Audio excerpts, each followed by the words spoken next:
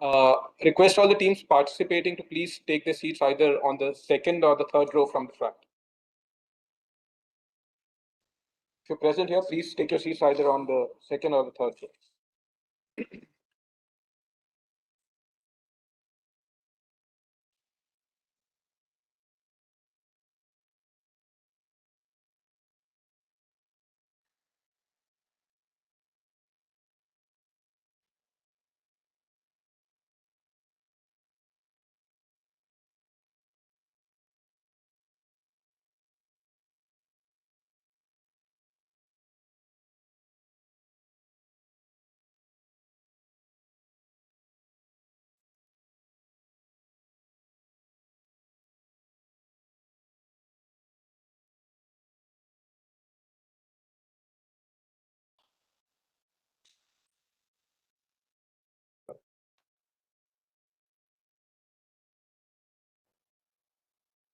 A very good afternoon, respected jury members, distinguished guests and dignitaries, heads of centers and services at NCB, colleagues, students, ladies and gentlemen.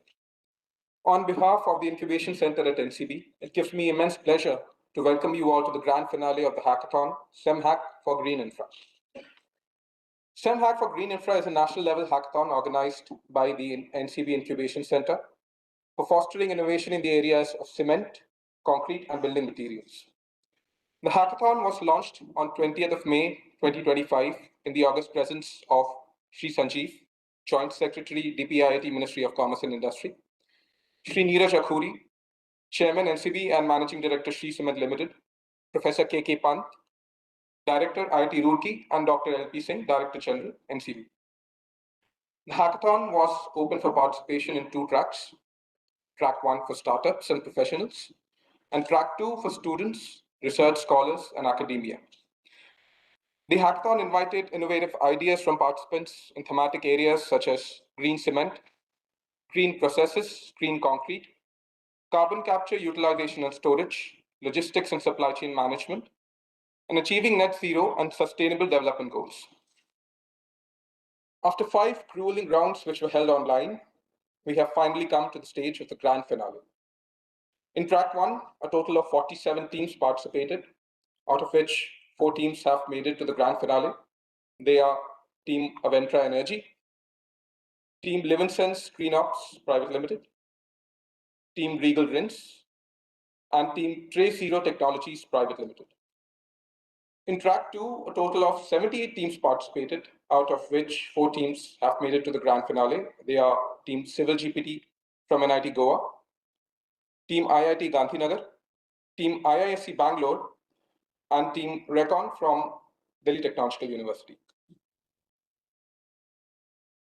I'd first like to invite our esteemed jury members for the grand finale to the dais. So I'll request Dr. Raju Goyal, Executive President and Chief Technical and Sustainability Officer, Ultratech Cement Limited, Shri Manoj Rustagi, Executive Vice President and Chief Sustainability and Innovation Officer, JSW Cement Limited, and Dr. Sanjeev Chaturvedi, Joint Director NCB and Secretary NCB, to please take their seats on the dais.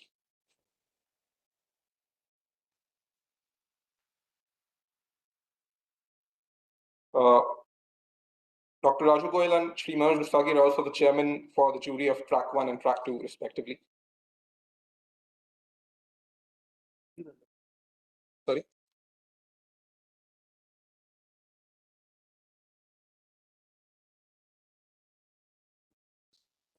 I will now request Shri Samir Bharadwaj, Head Manufacturing Excellence, JK Cement, Dr. Abhishek Kumar Rai, Head Group Quality R&D and Innovation, Adani Cement Limited, Dr. Akshay Dwivedi, Professor and Head Mechanical Engineering Department, IIT Roorkee,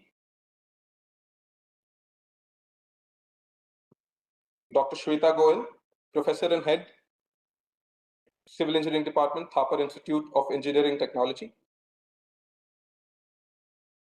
Shri Abhinav Mathur, Senior Solution Director at HCL Tech, and I also request our Director General, Dr. L.P. Singh, please join us on the dais.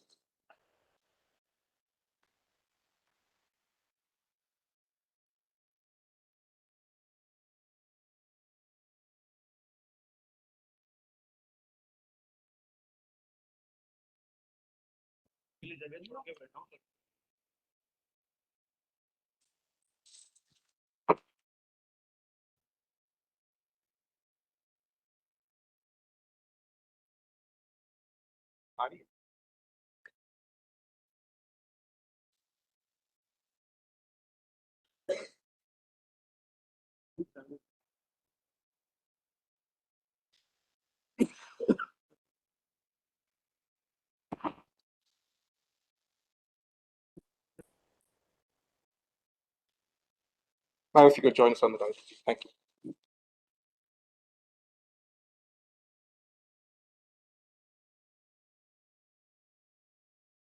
I will now request all the dignitaries on the dais to join at the front for lighting of the lamp.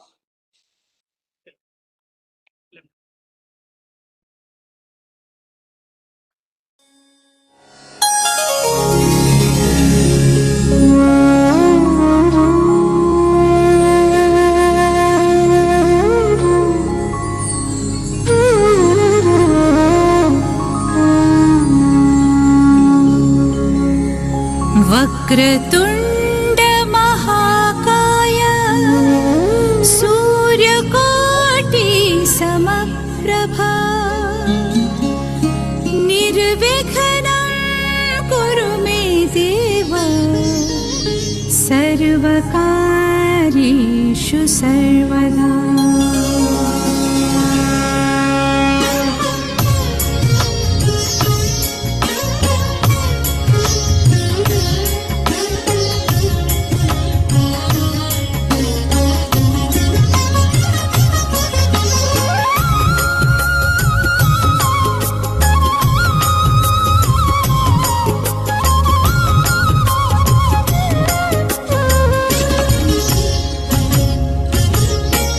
वक्रतुण्ड महाकाय सूर्यकोटि समप्रभा।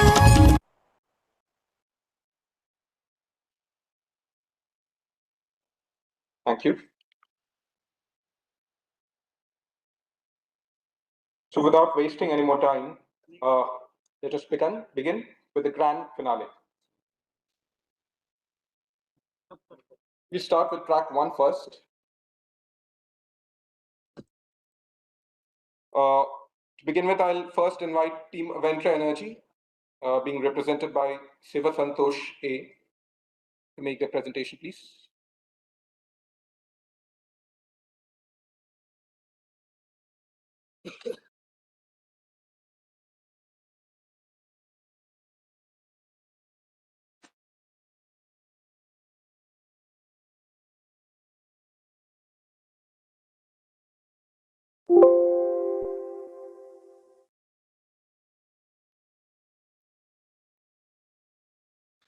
You have maximum 10 minutes, right? Okay. Good afternoon, everyone. I'm so Santosh. I'm the leading developer in that Avantra. Avantra is a smart backup system and developing a hybrid system in that solar and wind turbine systems. And we are based on Tamil Nadu. We are in that R&D stage. So now we have started in that what's the problem statement. So problem statement is many household and business, small business and EV stations, they depending on some backup system, they have their own backup system. Some other people they are using that solars and wind turbines like home based, but they are not maintaining that. So that waste they every year 500 tons EVSS they are producing. Because of that, they are not maintaining that in that batteries and inverter. This is a lifetime is more than 3 to 5 years, but they are not. They after 1 year they cannot use that because of that maintenance. After unconditional natural resource too, they are lost that every every week they are lost at power outage in that home base and small business and like other places. So this is a problem statement. Also another one is if you use the renewable energy, so it's need the more costly and maintenance and space that is more than 99% is needed for the solars and wind energies. and its dependency in the government. Now we are mostly 75% in India, so they're depending for that some government energy source, and balance we have it depending there some renewable energy and some private systems. And backup system also needs some high costly investments and also maintenance needed for that, and space also need more. And our market is more than in that this kind of backup system market only more than 100 billion in that in 2013 in India, and the service more than 70 billions there, like all our cover systems. And so just be fixing for that 500 million to 2 billion for the next 20 years. So our solution is developing a hybrid system. It's called bladeless multi-axis wind turbine with integrating solar systems and a storage system. It have a circle-based structures. It have a 6 air captures in that turbine. In the outer side, we will fixing the hybrid system of solar cells. It is a dual energy solar systems, and is reducing space more than 90 to 90% is space occupancy compared with other individual storage system like renewable system. Like if you choose in the wind or solars, compared with this multi-axis wind turbines, it's reducing the 90% space. Also, it's giving extra efficiency 50 to one max minimum 50 and maximum we can generate in that 150% is extra because of the hybrid system. You can fix in the any places in the this kind of turbine because of that is baseless. We can is a safety we saw some videos. So roadside, tall building, because of that is we have a air presses in the tall building. You can fixing that. If you're having a space in the compound, highways and seasides, you can choose. We can fixing this. You can generate the hybrid system 24 hours. If you have a 6 to 8 hours in the sunlight, balance you can generate that air speed used to you can generate that. It's air speed you can. Now we are developing a 1 meter dia. It's starting to 2.5 to 7 meters per second. This air is coming. It's starting to rotate. But current market is having a more than 8 to 12 meters airspace coming, is starting the rotate. So we are looking at some unique in that structural and airspace is low speed is can start the rotate. And our uniqueness is a multi-directional. You can capture the air. If the air is coming in any direction, you can capture that. You can rotate in that vertically, and it's a compact and it's a dual energy system. It's also a storage system also is there. So what's the plan of this? We're developing a turbine. We say developing a hybrid system. So two options are business sides. One is that selling the turbines for the industry peoples and governments. Secondary is that we can generate in the energy in the own storage system. This Avatar energy storage system. It can giving the D2C concept for that small first initial stage for the EV station the highways, and step by step we go to the mini business goals. And we go for the long time plan for the large scale. Then we go for that business, house schools and municipalities, that kind of places we will generate selling our energy. So comparative, so we reducing first one we reducing that space. So this is a 90% space we can fix in the another two to three turbines in that place. And is a safety. Another is a high is a maintenance way you can maintain that cleaning the turbine. So same time you can clean that two energy systems. Same problem having another that places also like solar and wind time, but is that is that having that two places. If you go for the wind is separately and solar is separately. Now we having integrating that, and it's others having a limited time. Like if you have a run, air is coming, it's a running time. Another is 6 to 8 hours on morning to evening. But it's a hybrid system. They can generate in the minimum 6 to 12 hours minimum can generate that. Maximum is depending on the air. And so we have a own tech pattern for that. We filed that in last 1.5 years back for that the working principle and how is structural design sites. So main customer is just in domestic and industrial and governments. Key customer is EV owners, home and municipal and commercial property. Business model is D2C and D2C is another option. So now we are in that prototype stage. We are working that more compactable, weightless turbine structure. So it take time for that coming to market. Minimum 6 to 1 year in the first 1 meter dia. We started last 1.5 year back with the idea stage. Now we are step by step we validate idea and getting some grants to building the prototype. We validate our idea in last 6 months back, spending to peoples and industry peoples. So getting the validate, then we got starting the building the software wise. Now we are working with the physical prototype. So now we are incubating the IT incubation center in Nirman space. They gave me that the 7 lab. Now we are utilized that validate idea for the lab. Now we are starting the physical prototype for the lab. Just same time we working for the other grants, but because it's a need more funds for the go to market, build the turbine. So we plan to working the same time product, same time for the fund sides. And investment aspect, now we are utilized 2 lakh. Minimum we can need for the 1.5 crores for that first 1 meter dia for that formulation building, because we are not planning for the building of 1 meter dia. We building the plan formation of multi-axis wind turbine with integrated solar system. So once we done the formation, we can build any scale of turbine. We can build that based on the need and requirement.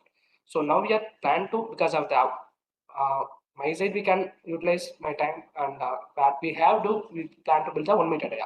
Based on that we will build the formations. So it's structure like a circle. It's having this kind of air captures, inside having air flows, and outside having a fixing the solar plates. So we have I'm the leader of that these projects in last 1.5 years. I'm graduated in diploma mechatronics and aerospace, and we have 2 members and some interns also there in design side and the physical battery management side. Thank you.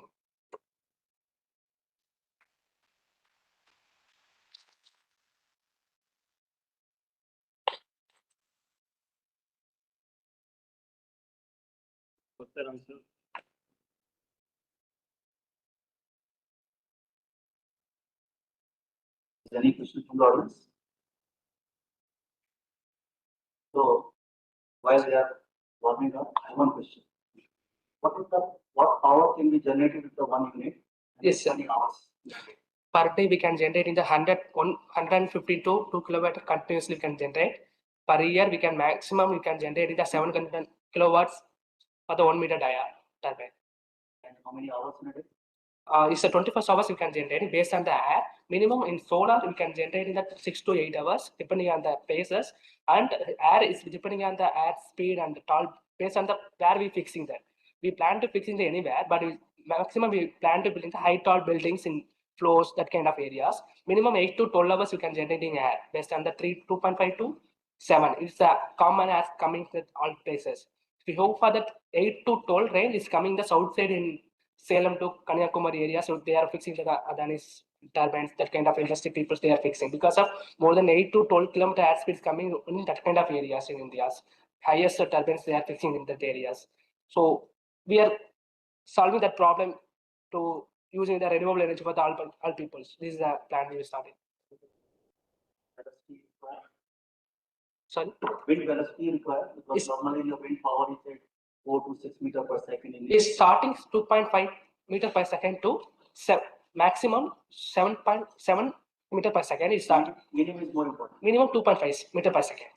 Thank you. Any question for audience? So this prototype you're making, what is the dimension of this? 1 meter dia, height is 0.6 meter. 1 meter dia. 1 meter dia, height is 0.6. 0.6. So And material of construction? It's different materials. Now we are having a turbine plus integrated in the solar system. We're using that carbon fiber some places. We're using some places in this little aluminum is high tolerance aluminum pieces. Some places we are using. So because of that, the turbine blade also there in not blade, airflow blades is there. So more than 5 plus metals we are using in one system because of reducing the weight. When are you making this prototype? So We started. How be ready? It takes 6 to 1 year for the final prototype, working prototype. ID Chennai. ID Madras. ID Madras, yes. Okay, thank you. Thank you. Next question is, what are the environmental condition requirement in this case? What do you need actually? So no. If we install everything here. So the minimum velocity is at 2.5. yes. So you're asking that? I think it covers the whole area. Sorry, sir. It is. Everywhere, all the places in India. Yeah, yes, sir. Actually. Hello. You can fix it anywhere in that places. If you have a 2.5 meters starting air is coming in any places, you can fix that. Maximum 7 based on the 1 meter dia. If you go for the large scale, it's neither more. If you now I'm telling that 1 meter dia turbine is a scale minimum scale. If you go to the large scale, it's neither some based on the calculations. It's based on that how much diameter you need based on the industry peoples. For the purpose of say installability, I mean, do you require a tower like this or on the ground also we can? You can fix in any places. If we now we are planning to tower based more than 7 feet, you can starting fix. We have the highways because of that continues to travel in the vehicles. They're generating the velocities in that airspace. You can fix in that. If you're fixing that tall building more than 2 floors and 3 floors, we have automatically coming that air force. Is that way we can generate in the more than 7 meter per second in that air force. So you can that place also you can fix in that. And others is sea places and mountains. So based on the minimum required and based on the diameter, we can generate that. It is advantageous when we see that wind power used to be installed only the wind used are installed near the coastal areas where the wind load is very high. Yes. Is a total contrast to that. It's complicated to turn. Applicability is better. Yes.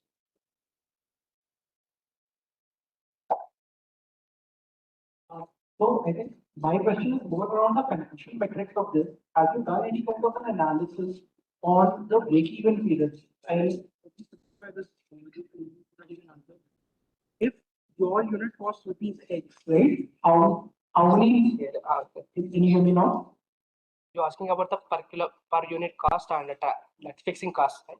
I'm asking how much time does it take for your thing Payback. to pay back? Mike is in a ROI, turn up. Let me give you an example. What I mean to say is, if let's say supposedly this costs 1 lakh rupees to install, how many more days or years of electricity savings will it give you? So the reason I'm asking you this is, if I'm a builder or I'm a home buyer, whatever, if it is, if I foresee that my electricity cost for the next 5 years are somewhere around 2 lakh rupees, whereas your one-time cost is around 5 lakh rupees, then for me, for that period, it doesn't make sense. So I'm asking, have you worked on this financial? So we are working on that. How much we can get in the 1 minute, that kind of areas I can't work at, but I have idea about per unit we can generate in that minimum scale 5 rupees. We can generate that. If you go for the government people, they can selling that 6 to 8 rupees per unit. We can generate in the one per unit for that hybrid system. For 5 minimum, we will giving that 5 rupees for the per unit. And other things that's area we were looking at. For cost of that 1 meter dia, we will sell in the 2.5 to 3 lakh. Between we will sell in the marketplace. Fine, two questions. One is efficiency. What is the efficiency that you get from wind? Yep. Efficiency that you get from solar. Yes, sir. So now we approximately we calculate that. So for if you generating that 70 units in the solar, you hit the hybrid system, same unit you can generate that. But if you go for the integrating the wind also, it's giving them more than 80 to 100 units of balance 8 hours to 12 hours. It's giving that in one unit in a hybrid system, we can generate the minimum 150 units. That you are saying are basically simulation results. Yeah, simulation and we will hybridly like if you how we will generate calculate that. We fixing the solars in that calculation wise in practically, and we generating that software wise in our turbine structural. Now we also more be working on that efficiency of turbine structural. But now we calculating that. It was very simple. These the simulation results. Yes, we have we done the basic simulation like first stage simulation is done, but we are working the more that areas. Second question. So there will be some energy which will be produced. I hope there will be also a battery storage system. Yes, sir. So how you are planning that? So my plan is actually two category of business models. One is that selling the turbine for the industry needs. So industry having a large scale spaces, they can generate in their own energy for their own users. Which is the first use case. Secondary is company based. We will Let's talk about the highway photography. yes. So what is the plan for that? So my plan is we will fixing the own turbine for the own money to fixing the contractor based. We can leasing the space. we will be fixing the turbine in any place like this kind of road side, building sites, contact base. We will be fixing the turbine. Installation is fine. What about storage? Yes, sir. Transport of that energy. We fixing that own storage room in the nearest spaces. We generate the energy in that particular area.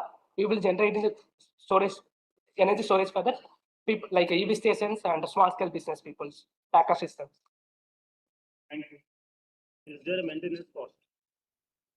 Maintenance cost. Maintenance cost is around 1.1 rupees to 2.5 rupees for that cleaning purpose. For that, every week we planning that because of the dust based. So solar also facing the same issues. Very good idea. My only thing is It's like the wind turbine, how many years it this is going. Yes, and what is this, what will happen once it is not discarded? How are you planning to make it sustainable or dispose of the fire? So currently, I will conducting a market research in solar wise. They are having a 10 years life for the solar cells, but is not for the 10 years because of the not maintaining the regularly. So same for the wind turbine is more than 15 to 20 years they are giving that lifetime. So it is a fully different high cost maintenance people for the wind turbine. It's not for the regular people they are using that. So we plan to minimum 15 to 20 years for the 1 meter dias lifeline. We giving that because of that is circle based. Anyone can is safe. First one is a reason is safety for that turbines. Reason they are not fixing that many places. So I see in that Hyderabad they are fixing that governments in Telangana they are fixing that turbine with the solars in that hybrid system. First layer is the solars, second layer is the turbine. The government are fixing multiple places in that same concept. Okay, thank you very much. All the best. Thanks for it.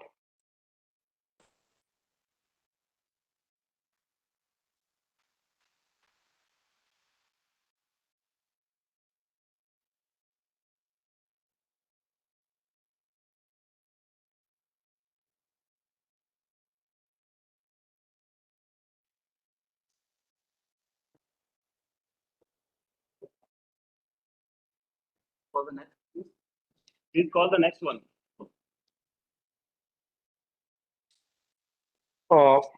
Next up, we have Team Levinson's Green Ops Private Limited. I believe they are being represented by Avnish Kumar and Priyanka Kumar. Who's making the presentation? Okay.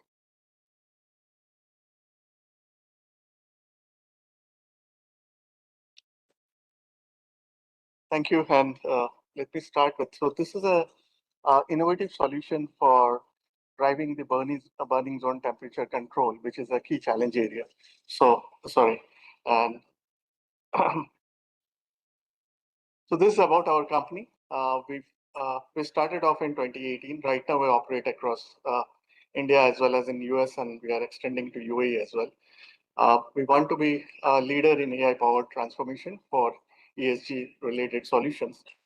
We work across asphalt, cement, concrete, and we have been trying to get into the metal industry as well.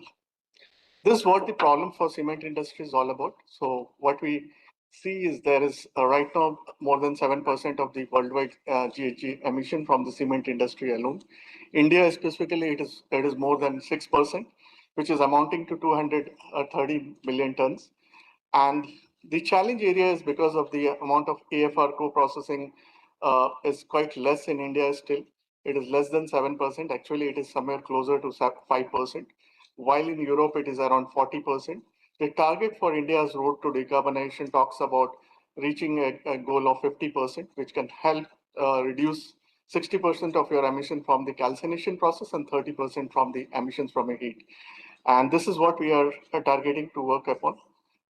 This is what the problems treatment for burning zone temperature fluctuation is all about. So if you see the burning zone temperature, this is you're in the kiln area. It is the lower and the hottest sections of the rotary kiln. And it is one of the most energy consuming process where it affects the entire pyro process. It's basically, you can think of it as the heart of the clinker system itself.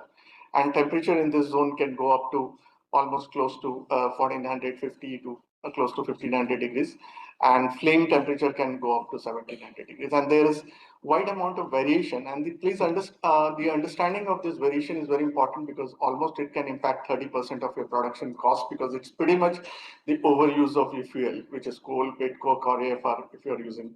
The other part is the kiln itself consume 90% of energy. So if your burning zone temperature is affecting the kiln throughput and efficiency, definitely it is going to degrade the kiln operation as well.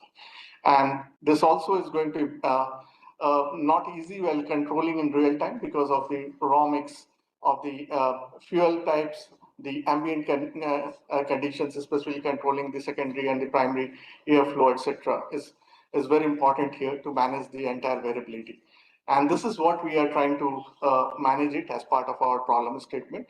The solution which we have built, it was initially piloted actually in one of the, we in collaboration in past with JK Lakshmi Cement, which we collaborated, and we did the first version of this piloting in their Siroi plant as an early project. And then from there, we have made further advancement based on the data which we have been using it in terms of the simulation data. So the burning zone temperature prediction is done using 3-layered method. It is basically soft sensors. We are using mathematical algorithms, as well as we are using the AI/ML algorithms I'll talk about in detail. And it is also combined along with the prescription-based algorithm for providing the prescription to the operator in a real-time basis, which is more like an open-loop system. And then there is also an opportunity for integrating with the control system so that it can become a complete closed-loop system. So that's what we are doing it. This is the architecture. If you see that first part is the collection of the data, which requires the integration with the smart systems, which essentially the integration of the control systems, like for example, it could be Honeywell or Vixar, etc., where we are capturing most of the sensor data. And then there are certain data which is not available, which we are using soft sensors. For example, we are using the CO2 and CO data, etc., from soft sensor if it is not available. And we are also estimating the AFR mixes quality. Essentially, we are trying to come up with the calorific value of the AFR using the soft sensor, which is a combination of XGBoost and LSTM techniques, which we have customized it. We have made it as more hybrid-based approach.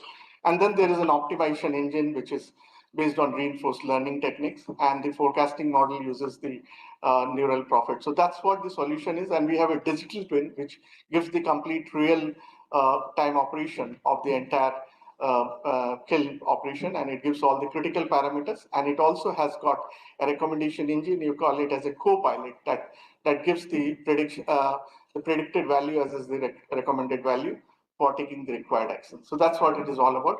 And this is what the criticality of it is, and what we have seen the impact. For example, the burning zone fluctuation, if it is the baseline which we saw plus minus 60 degrees, is almost coming down to plus minus 13 degrees, which is almost like it is going to 1/4 of that variation. The clinker-free lime deviation is also reduced significantly by 50%. So this is what the major impact is there, and this is on the left side. You can see the impact on the quality improvement, as well as the energy impact and the cost impact as well, because at every 10-degree excess burning zone temperature can lead to 25 lakhs on average additional fuel cost. And this is the entire architecture, which is our GreenOps platform, which has been developed for this manufacturing industry. Today, we have deployed across 25 industries, different plants across global level in the process optimization. And we work across, as I said, like we are working across multiple industries. This is the data pre-processing, where we have collected all the data, and we are processing it in real time, including clinker data, kiln field, as well as cold quality data.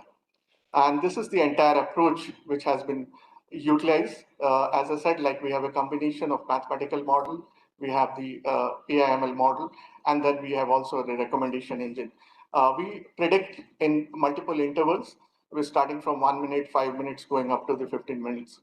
And this is what the accuracy level. We have got a good accuracy level when it comes to 1 minute, and even close, we are good at 5 minutes. Definitely, we are seeing some challenges when it comes to 15 minutes, because one of the challenges is the data accuracy and the granularity of data, which we require better granularity of data.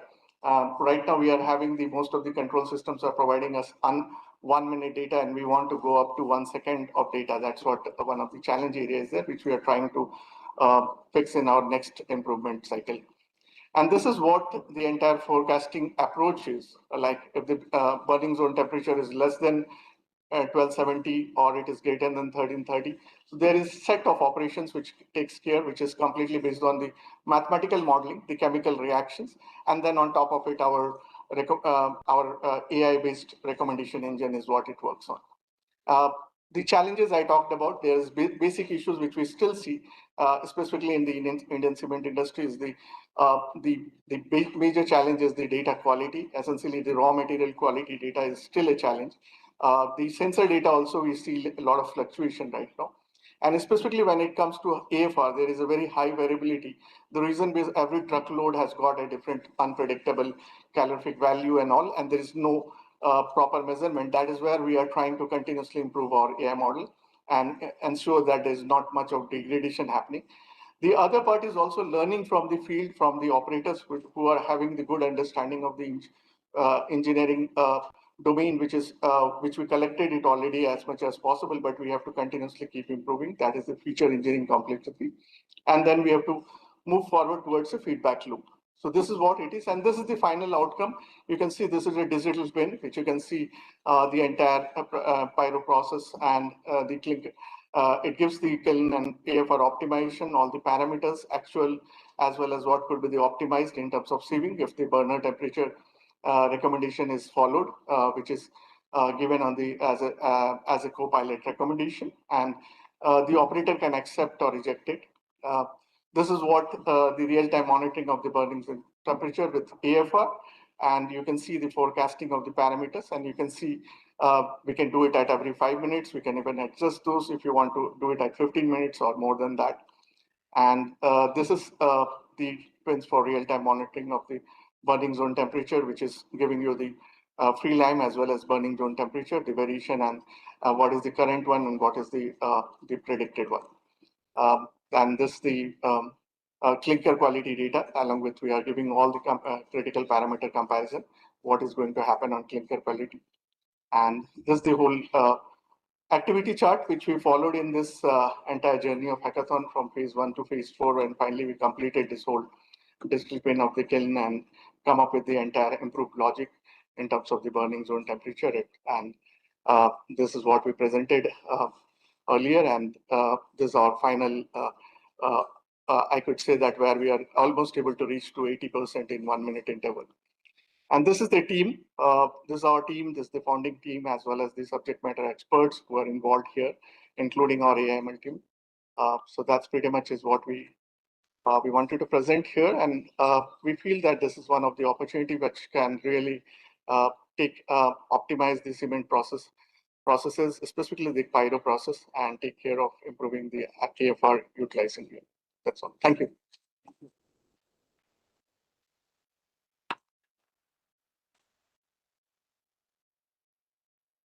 Let's please limit questions to 3 numbers. Rest you can ask them. Hello. I think I have a couple of questions. If you could go back to the slide on the algorithm. Which one? Okay, sure. So, the first question I had was, see, I understand that in trade or baseline models, but when you are giving recommendations, there has to be an element of causality also that comes in. Any traditional ML model is like a correlation-based model. So, how do you, and for an MVP this works, but if you want to scale it, you need to have causality. Any thoughts on how you would build those models?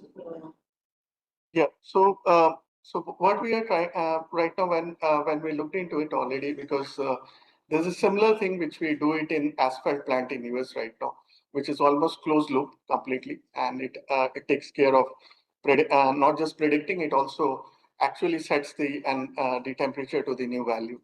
So what we do is every time we take that deviation, like whenever there is an error, the operator has an opportunity to reject or accept it or force a new value.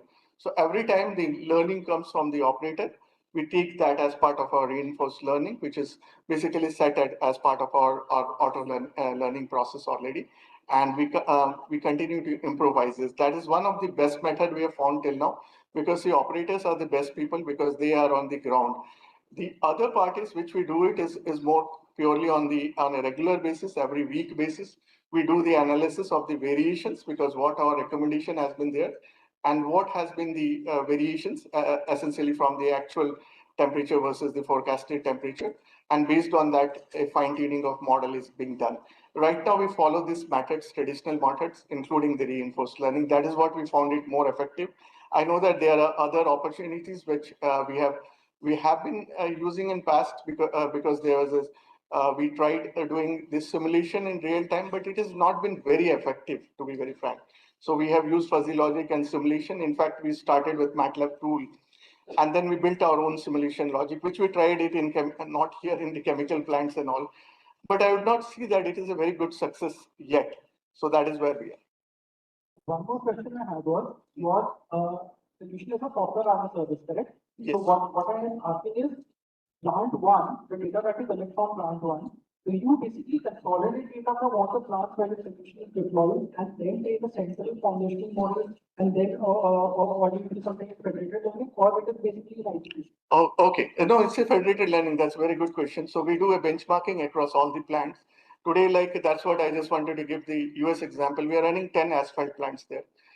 Each of the plant has got their local learning, which is the edge-based learning with their own plant and the control system. And we have an integrated learning in our Azure cloud, which is again where our platform is sitting. And that is where we are doing a collective learning. And there is a model update which happens if we find that plant one has got certain kind of fluctuation which we have not seen in plant 10. We essentially utilize that and we update the models on a common basis. That's what we do. So yeah, we are doing that. Last question, I want to do you plan to get into data products? The reason I'm asking this question is because you have basically a niche area that you're working in. Do you see the opportunity of using your own data to fine-tune some foundational models? So not make an LLM, but maybe an SLM. You see that opportunity for yourself? There is an opportunity, and that is where we are trying to create our, as I said, like we have created some bit of our own simulated data because we don't want to get into any kind of conflict with our customers. But we definitely have, based on learning in last 5 years, we have created some sort of simulated data for each of the industries. And yeah, you are correct. In future, probably we'll come up with SLM or domain-based LLM, whatever you call it. Yes, the question of the three questions, but only one now. I just wanted to know how many no, it's a multi-soft sensor. So as I said, like there are certain sensors which were not present, including like we found that specifically CO2 measure was not there. And then AFR anyway, calorific value, we are doing it. In certain cases, even some of the sensors are available, but they are not on a real-time basis. For example, even if you do measure CO or you measure some of the quality parameters, it comes on a batch basis. And conversion of the batch to the real time, because finally we need everything in 1 minute or per second data. That is where again soft sensors are used. after breakdown of the first 1 is 40% of the total share. What is the data? See, what I see is as an immediate one, which we can see, because I have at least see in India, it has to be adopted at a wide level. In US, we have seen an adoption in 10 plants at least right now. And there we are able to almost reduce it close to anywhere between 9 to 10% of the gas consumption. That is the data which we have plotted. Here with our pilot, which we conducted, we were having almost similar range. I'll say it was varying between anywhere between 8 to 15% reduction overall, because you can see that based on this one. But then again, I don't want to comment because that depends on how much batch every truckload wise you are able to predict, because we have a very high variation here. So our data instability is there. So thank you very much.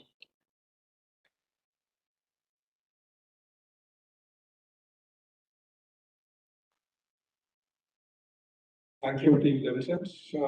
Before I invite the next team, just for the information of all teams participating, you'll have a maximum of 10 minutes to make your presentation, which will be followed by a question answer now. So next up, I will invite Team Regal Rinse, being represented by Bhavya Jindal, Ayush Aduria, and Sambhav Gupta, with the dais to make the presentation, please. Team Regal Rinse.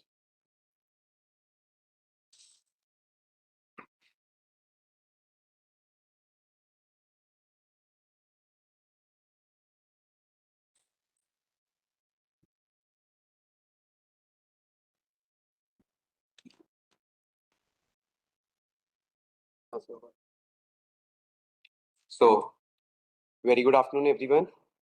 Thanks to the honorable jury to have us here. We are really honored to present here. I'm Sambhav Gupta, co-founder of Regal Rents. Before I talk about our startup, I want to begin about something simple. Think about the first time someone around you was getting your house built or renovated. Maybe your parents, a relative, or a friend.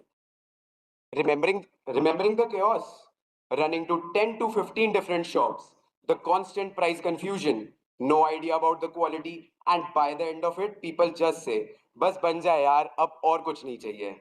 That's when we realized building your dream home in India shouldn't feel like a nightmare. Despite India having a 10 million plus housing shortage, home construction remains one of the most unorganized and stressful sectors. There's no easy, transparent, or affordable way to buy verified construction materials. And when it comes to green or sustainable materials, they are either too costly or simply unavailable to common homeowners. So people end up building the same old way, inefficient, expensive, and far from sustainable. That's where Regal Rents comes in. We are a DPIIT recognized startup on a mission Ghar Banao Ghar Baite, where we help individuals build or renovate their dream house effortlessly, currently in Faridabad.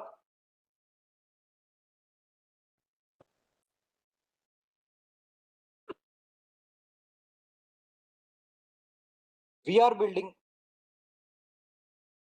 we are building India's first one-stop marketplace for construction material, where you can order from verified suppliers, get same-day delivery for urgent needs, save up to 18 to 22% from the next best alternative. Also, spreading awareness for certified green materials to help the planet too. So the homeowners doesn't have to stress; they just click, choose, and build. But we are not stopping at e-commerce only. We are creating a tech-driven construction ecosystem, something India hasn't seen before. Our mission isn't just digital, it's deeply sustainable. As you can see from the screen, we are aiming to reduce the carbon emissions. Also, we are in talks with the Delhi's regional head of Ultratech and BMTPC to bring verified green materials and affordable materials onto our platform. We have also finalized our expansion to Noida, and we are currently looking for incubation to strengthen our model. So every time our family builds with us, they are building a greener India too. So what make us stand out in our position in the market? As you can see from the slide, one we have a DIY model, one we have the DIY offline model, and other is the full contract model. And that's exactly where Regal Range fits in, right in the sweet spot between cost and convenience. So you can just surf our website regalrinse.in and browse the materials or even upload the list that you want to order, and your order is just few clicks away from you. So it's literally ghar banao, ghar baite.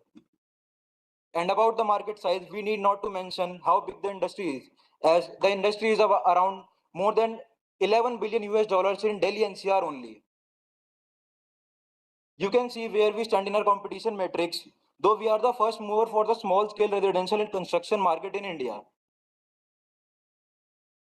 We are a young team from Faridabad. We started Regal Range just a few months back. Currently, as per now, we are at monthly 6 lakhs of revenue from Faridabad only, with a high LTV where one out of three customers replaces a repeats order.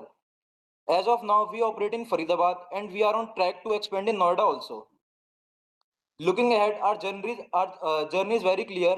We are focusing on expanding our reach, onboarding more verified suppliers, and integrating cutting-edge technologies like AI and VR to make construction efficient and transparent.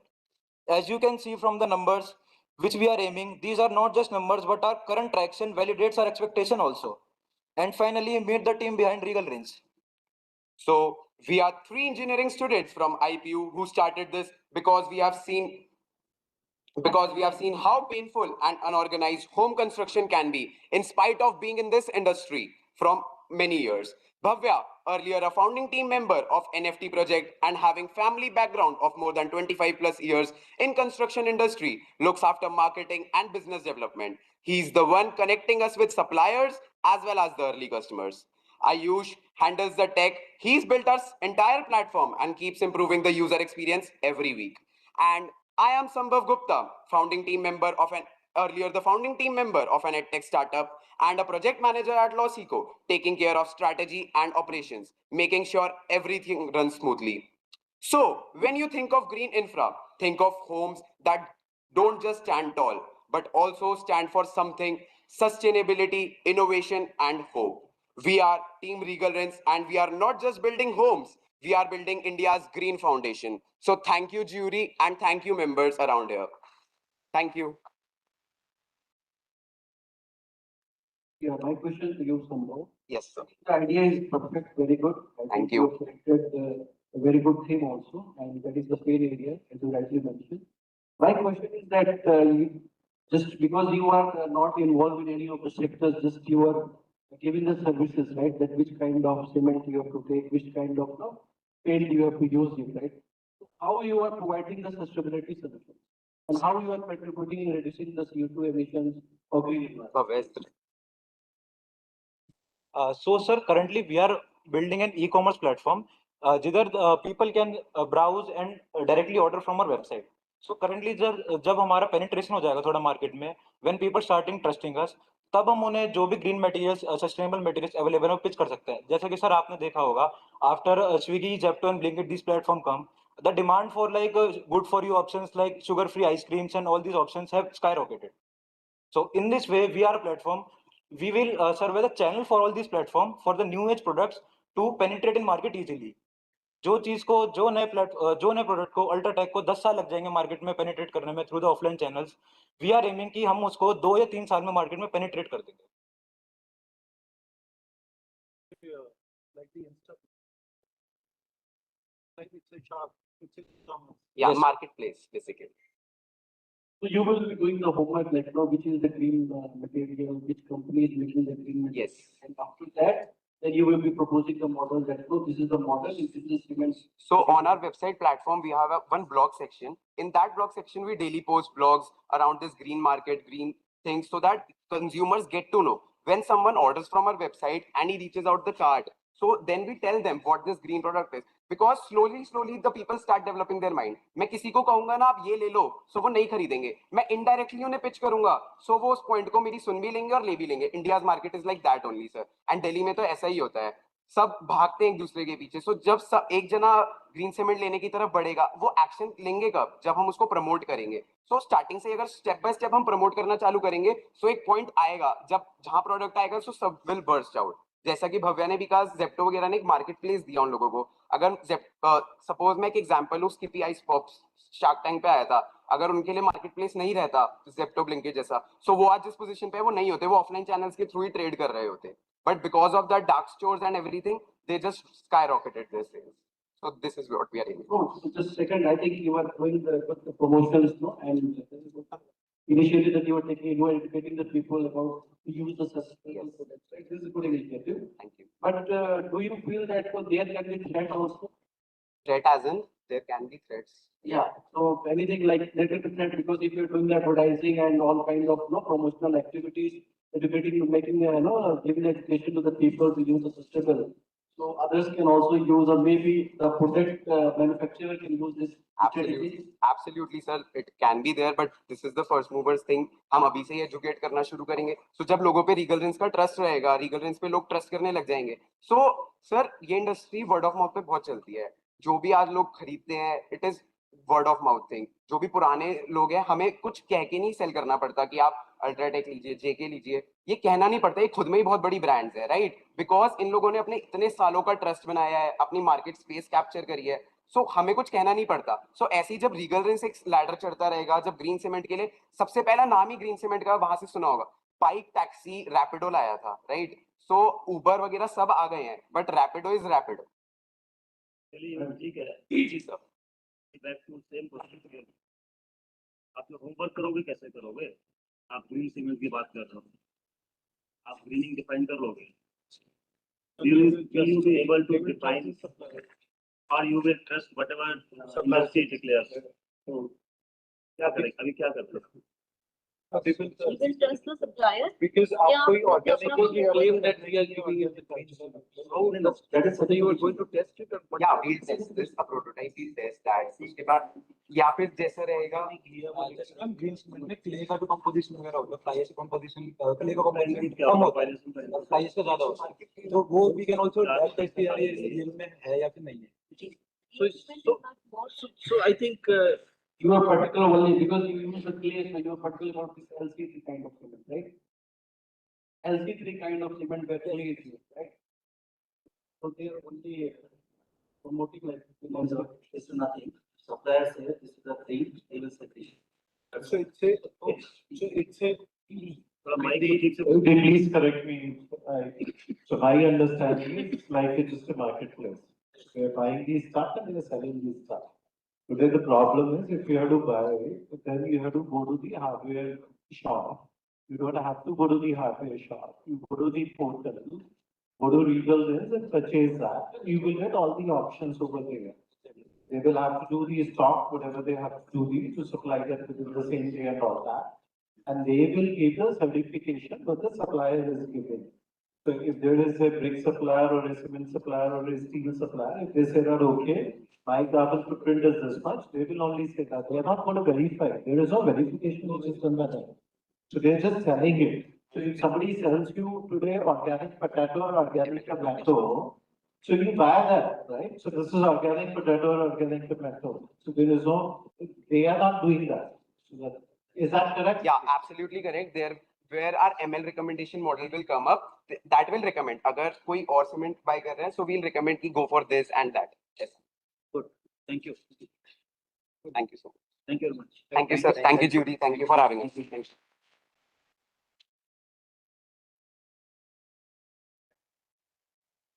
Thank you, Team Diligence. Next up, this is last team for track one. I invite Team Trace Zero Technologies Private Limited, being represented by Dipendra Singh Shekhawat, Ritam Chaudhary, Kirti Raj Singh, and Kushal Singh. Please, thank you.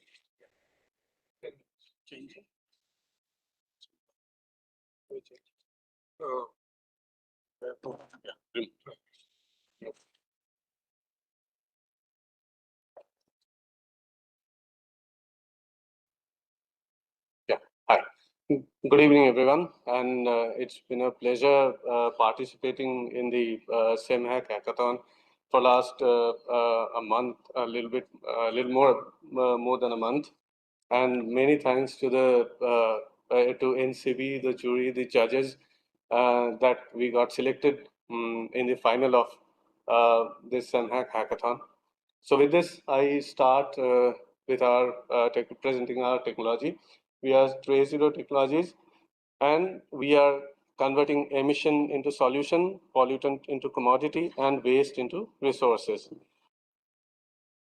So this is the team composition led by Mr. Dipendra Singh Shekhawat, who is the CEO of Trace Zero, and then me, Ritam Chaudhary, then Kirti Raj, who is the CFO, then Dr. Pramod Sharma, Chief Innovation Officer and Lead Scientist behind Trace Zero's solution, then Hardik Abusaria, who is the Head of Engineering, then Kushal Rathore, who is the Head of Process, Virendra Singh, Head of Operations, and Dr. Menak Palit, Head of Products, who is the man behind taking our graphite to graphene stage.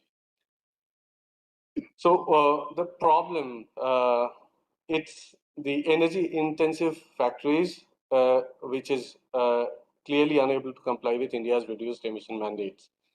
So 75% of emissions are being contributed by the industries. There is no scalable removal technologies as of yet, but the main problem is there is no profitable pathway to decarbonize currently these hard-to-abate industries. This is exactly where Trace Zero pitches in.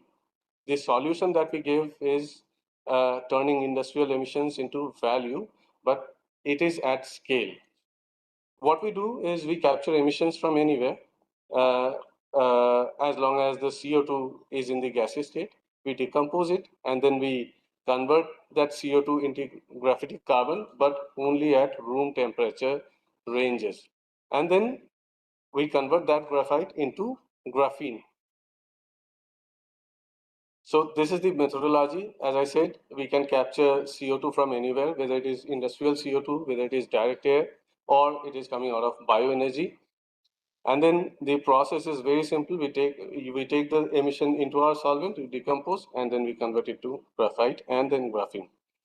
So what sets Trace Zero apart from the other technologies available in the market? It is that we have the world's first patented technology, or patent pending technology, I would say, that converts emission into graphitic carbon at room temperature. We are beyond carbon capture. We not only capture CO2, we also capture SOx, NOx, particulate matter, making it way superior than the other technologies. So we are basically providing a carbon capture solution while we also provide air pollution solution. And then we are significantly low in carbon capture energy. As I said, we do not require temperature. The decomposition happens only at room temperature. And then we do not require storage and transportation, as the technology can be set up inside a plant and the decomposition can happen there itself. We have about 60% reduced capex capture cost and 50% reduced operational expenditure. These are the testing and analysis of graphitic carbon, which we have been decomposing from various sources like pure CO2 flue gas. You can also see the SEM images in the middle, and then the XRD analysis on your right side. Moving forward, this is the graphene extraction process. Although we have moved further from here, earlier we were using ultrasonic bath that you can see in the image, but now we are using probe sonicator and with a way more efficiency and commercialization aspects. And then these are the testing and analysis of graphenes that we have already manufactured. At the bottom left, you can see the optical microscopic, high-end optical microscopic images of graphene. And on your right side, these are the field emission SEM images of the graphene that we had deposited. These are about 100 to 200 nanometer graphene nanosheets. Moving forward, users of graphene, there are various industries that those have been already using graphene: paints, coatings, composites, textile, fabric, energy storage, battery, and these are all into commodity sector. Industries in R&D phase are electronics, semiconductors, aerospace, aviation. Aviation is already using graphene even at a commercial scale. Defense and security, same with these two. Moving forward, this is the kind of market opportunity we have. Considering only cement, steel, and thermal power, the annual CO2 emission stands at about 1650 MT CO2 a year. And then they have emission reduction targets of ranging between 5 to 7%. And considering our technology, we have a market opportunity of about 82.5 MT at least a year. Moving on, this is the market size. We have a market potential of at least 52 million USD yearly because the total addressable market, considering coal, steel, chemicals, cement, is about 252 billion USD. And then total serviceable addressable market stands at about 192 billion USD. And we are only targeting 52 million USD, considering 5 plants and 10 tons of CO2 a day removal capacity, which eventually will generate about 12,500 kg of graphene a day. Regarding competitors, the only direct competitor that we have is UpCatalyst. It's a European Estonia-based company. They are also using catalytic CO2 decomposition, but then their catalytic decomposition happens anywhere around 750 to 800 degrees centigrade, and we do it at 70 to 80 degrees, which is 1/10 of how they are doing. Our indirect competitors, of course, in CCU space, Carbon Clean, Climeworks, Lanzatech, they are the indirect competitors, but given the kind of value we generate right out of CO2, I think we are at a better level. So why we are different, lower capex than competitors, generating high value byproduct, graphite and then graphene, of course. And then the only company in India doing this, finally, scalable in industries directly, because it has a very, very straightforward process. We have proven industrial traction. We started in 2022, built our prototype, and then filed our world's first patent, which is decomposing CO2 at room temperature to carbon and oxygen. And then we did a successful pilot in July 2025 with Punjab Renewable Energy Services Systems Private Limited, which is one of the major biomass energy aggregator in India. And we successfully captured 93% CO2 at site, which we did at their client facility at Sun Pharmaceuticals. And now we have assigned LOI from PRESPL to do a pilot with Deccan Fine Chemicals Limited, which is amongst the largest agrochemicals manufacturer in India and second largest exporter of agrochemicals in India. We have done 6 successful demo trials since 2022. Going ahead, these are GTM, gaining validation and confirming revenue that has already been done at pilot validation stages. Phase 2, we are just on the verge of completing phase 2. We have already signed a strategic partnership with PRESPL, and we have already accelerated growth, and NCCBM is continuously supporting us. Many thanks to NCB. And then going forward, phase 3 commercial expansion will happen post the scale-up process with DFCL and a few other chemical industries which are in pipeline with us in talks. PRESPL is anyway actively working with steel, chemical, pharma, and other sectors for energy transition journey, for their energy transition journey, where we also pitch in. This is our capex, opex, and self-funding growth path. Self-funding. 1 minute. Yeah. Self-funding being the most important part. So in 2 years from the commercial pilot, Trace Zero transitions from investor funded to self-replicating. Every plant built by Trace Zero invests in the next plant.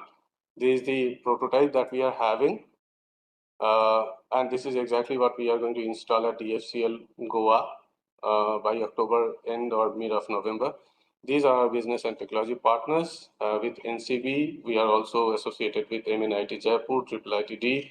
Sustainable Oasis is the NGO that we are associated with. PRESPL, of course, they are our strategic partner. Redox Engineering and Metricon Industries are our EPC partner. So help us transform industrial emissions into valuable resources. And many thanks for giving us the opportunity. And we are going to demonstrate the CO2 decomposition right outside in the garden. Thank you so much. Thank you. So you mentioned that you have a low cost capturing technology you are mentioning there. What is the efficiency of capturing? So we capture, as I had shown you, we capture at least 95% CO2. But then with biomass energy, we could capture only 93% because of the presence of oil and other particulate matters. But we have already removed that challenge because with a few additional adjustments in the technology. How do the verification of the gases, because gases have some gases also? Yeah, so as I said that although we say that we are a carbon capture company, we are also capturing SOx, NOx, and PM particles, removing all these while we capture CO2, and then it doesn't affect the decomposition of CO2 into graphite carbon. Thank you, sir. Other question from audience? I think looks like a lot of intelligent people outside, but nobody asking questions. Okay, so thank you very much. Thank you, sir. Everything clear for us. No more questions. Okay, thank you so much. Thank you, everyone.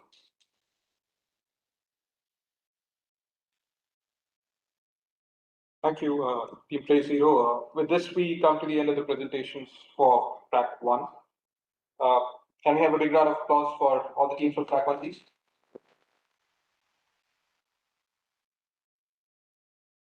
So we'll move straight ahead to the participants from track 2. I'll call upon the first team from track 2. So I invite team Civil GPT from NIT Goa, represented by Prashant Mishra and Satvik Shetye to make the presentation.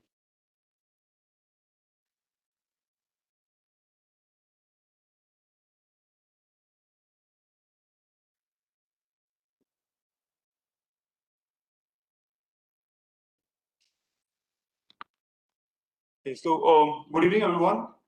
So basically, before I start, I'd like you all to imagine an engineer on a site squinting all through spec sheets, all the lab reports, standards, and IS codes, trying to make a concrete design which is strong, durable, affordable, and low carbon. That process is really slow, conservative, and costly, both in time and emissions. So we are Prashant Mishra and Satvik. We're from NIT Goa, and we built Civil GPT to change that. So what if the engineer could speak in plain English, say M40 slab, low carbon, and get a fully code compliant optimized mix in seconds with full calculations and an export ready PDF or report? So Civil GPT is that answer, and today I'll show you how it works, why it's different, and what it already delivers in lab and pilot settings.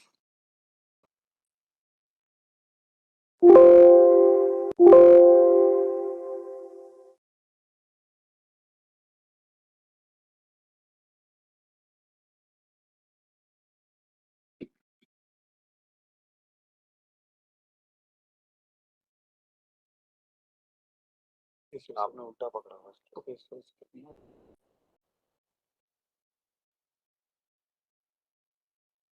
Okay, so a quick system overview. This is where the magic happens. Think of Civil GPT like a production line for concrete intelligence. Stage 1 is the input layer. The engineer types plain language, example beam 25 megapascal, minimize cost, and our NLP parser translates intent into technical inputs. Strength class, exposure, water quantity limits, durability factors. It listens like a design assistant that already knows the IS codes. Stage 2 is the data layer. We maintain a material plus emission library with live region-specific pricing and embodied carbon dioxide for OPC, PPC, fly ash, GGBS, aggregates, and admixtures. If a supplier updates a price or emission factor, the results update automatically, making the outputs traceable and auditable. Stage 3 is the IS engine, which is the heart of the system.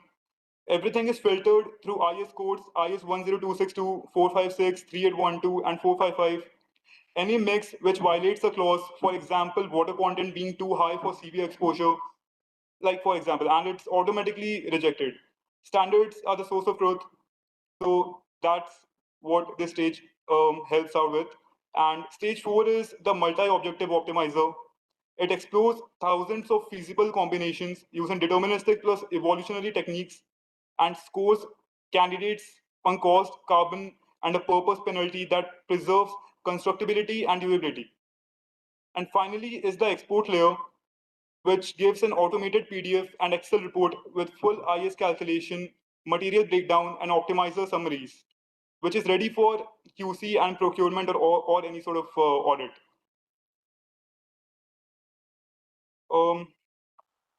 So going through the optimization part, so basically optimization, lab validation and outcomes, we don't just optimize a single metric. We use a composite objective, let's say normalize CO2 and cost plus a purpose penalty. So the optimizers can't pick brittle or unrealistic recipes. The output engineers love is the Pareto front, which is an interactive curve which shows the best trade-offs, lower carbon dioxide versus low, like cost versus performance.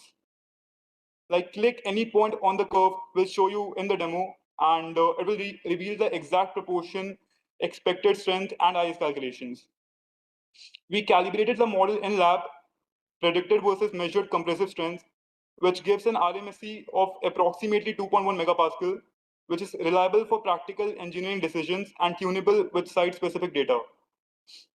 Pilot and simulated baselines show consistent wins. For example, CO2 reductions was around 23% and cost savings was averaging around 10%. Because IS checks are enforced at generation time, presented mixes are compliant by construction. Okay, now I'll show you a quick demo of our civil GBT.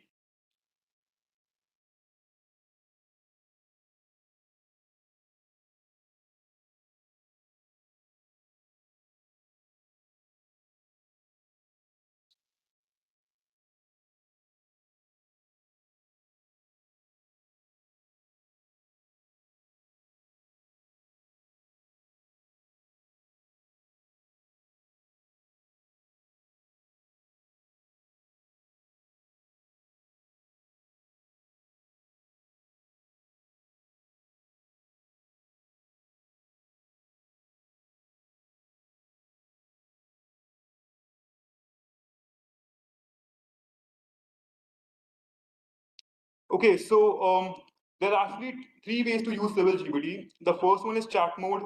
You can simply say like design M30 concrete for some severe exposure using OPC 43, 125 mm slump, 20 mm aggregates, and the built-in parser or Grok LLM extracts every parameter, grade, exposure, slump, cement type, and more, and fills them in automatically.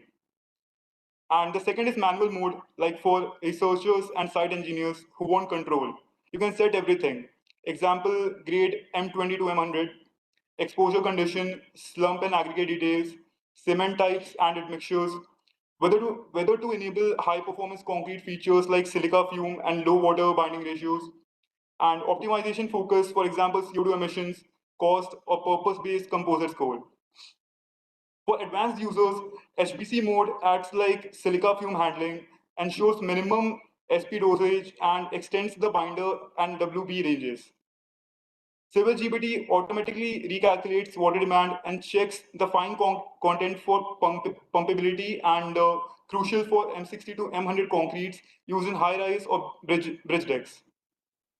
Advanced users can even tweak calibration parameters, WB ranges, SCM fractions, or fine aggregate corrections, and upload their own lab calibration data or like analysis CSVs. Once you click the generate mix, Civil GPT runs a full IS 10262 design workflow under the hood. It computes target mean strength, water content adjustment, water binder ratio check, and binder content optimization, aggregate proportioning, and moisture correction. Every candidate mix is run through the IS code compliance engine, rejecting any that violates minimum cement or maximum water binder limits. Then a multi-objective optimizer finds the Pareto optimal set, minimizing cost, carbon dioxide, and purpose penalty simultaneously. After generation, Civil GPT opens the report dashboard and it gives an overview like quick snapshots of carbon dioxide reduction, cost savings, SCM replacement, and side by side like charts which show baseline versus optimized performance. And benefits like, it actually gives researchers immediate qualification of sustainability gains, quantification actually of sustainability gains. And the second point actually is optimized mix. It basically displays all the material quantities, cost, carbon dioxide factors, and basically a user can expand step-by-step IS calculation walkthrough, which shows every formula and intermediate result, from target strength to aggregate correction. Then purpose penalty actually measures how far a mix deviates from the ideal characteristic for a given structural element.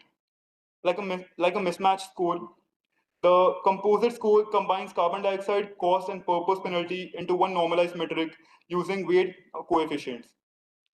The mix with the lowest composite score is the most balanced, sustainable, economical, and structurally appropriate.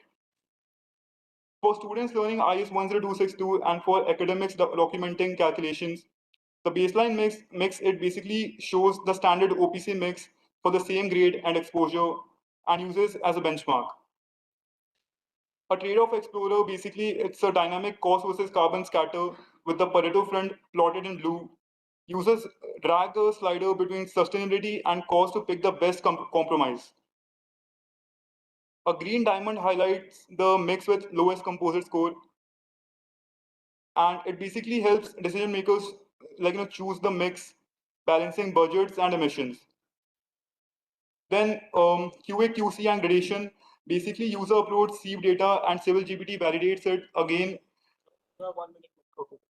Again, like IS 383 zones, flagging compliance visually. It also shows a fully optimized trace table for advanced analysis. And then is the downloads and reports section. Basically, it instantly it exports everything, Excel sheets for further analysis and PDF reports formatted for tender or submission. Then is the lab calibration, which compares actual 28-day lab strength versus the strength which was predicted earlier, and it computes the MAE, RMSE, and bias and plots them. So basically, it helps researchers tune their local mix libraries and verify IS assumptions. So to conclude, basically, for Civil GPT, we are basically planning to deepen the material library and HPC admixture models and run partner labs pilots to feed live batching plant sensors into a smart mix tuner. Add project persistence and BIM export so Civil GPT becomes part of the project life cycle from lab to site. Our RCC pavement and future upgrades pack basically adds RCC pavement designs, flexural and fatigue checks, and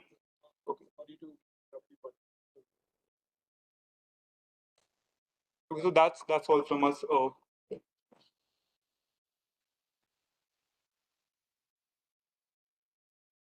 Hey guys, quite a good presentation. I have a couple of questions for you. The first one is, when you're using an LLM, how do you prevent hallucinations? Because the LLMs by their nature are non-deterministic models. So there is every time you give the same prompt, you're not guaranteed the same response back. So how would you take care of such a thing in a business when things have to get audited? So actually the calculation side is so actually the calculation side is managed by Light GVM, that is a predictive AI, and the LLM is only used for taking inputs that is natural language input. But you are not using LLM. No, sir. For computation, we are using gradient boost models. Now, from an audit perspective, if you have to explain the explainability, because at one point of time you have to explain why you are doing something. How would you take care of that in your pushing model? To explain what See, for example, what I mean to say is, so I'm not a civil engineer, I come from an AI background. What I mean to say is, for a particular outcome that you're targeting, you have a set of input parameters, okay? Yes. From an audit perspective, somebody would want to know the causality, correct? So what configuration leads to what kind of an output? How would you take care of that in your production? So as he said in the start of the demo, we have actually 3 input modes. So the first one was manual input. Second one was prompt input. Inputs is fine. I'm sorry for interrupting. I'm saying that once you're giving the prediction, okay, you create the model. How would you use something like a relative feature and model or something like that? So actually, that is what I was explaining. So the third one is a chat mode. And in that the program will actually chat with the user like a consultant. It is currently under development, that's why I couldn't show it. Thanks. Thank you. Thank you. You have been using Pareto optimality for optimization. And what I understand is there are 3 objectives. 2 are lower the better, 1 is higher the better. And the third one has a mix of different inputs, which are basically different properties which are desired from software. Am I right? So how do you consider fairness in these objectives? Because Pareto optimality has a big issue when things have to be treated in terms of equality or fairness. How do you assign maybe those weights what are needed? So it's actually a result of many iterations. So now what the example that we have seen very clearly says this much amount of percentage in saving in terms of cost, this much amount in improvement, and this much output. So how do you come to that specific number? So so in the manual inputs we can set the bias. I can show you that. How sure you are that those settings are right? So actually that we are not sure about that. That's just a program. We have just programmed it. Algorithm is fine. Yes, sir. That algorithm requires certain weights. That bias. How do you ensure that?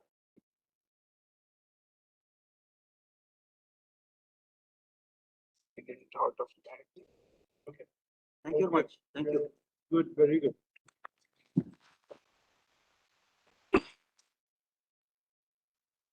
I would like to have one question, please.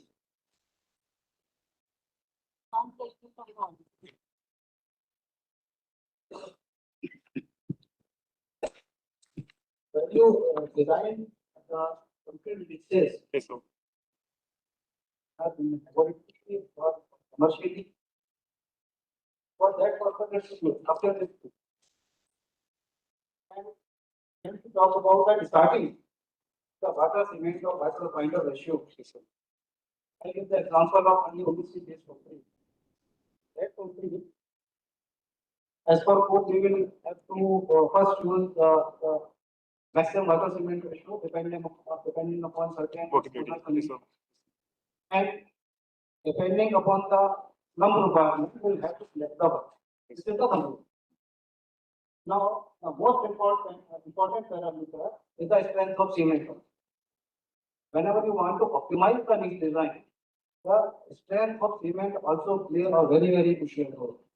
So that as an engineer, you can optimize on this and minimize the cement. That parameter is missing. So it's not missing, sir. Strength of cement is missing in your program. So no, sir. It shows the strength. You can show later on. Okay. Take the input, and show later. Sure. Thank you. Next, please. Thank you, Team Civil GPT. Next up, we have the team from IIT Gandhinagar, being represented by Srirag CS, Dr. Shreya Katre, Faizan Yusuf Bhatt, and Dr. S.K. Rana. Please make the presentation.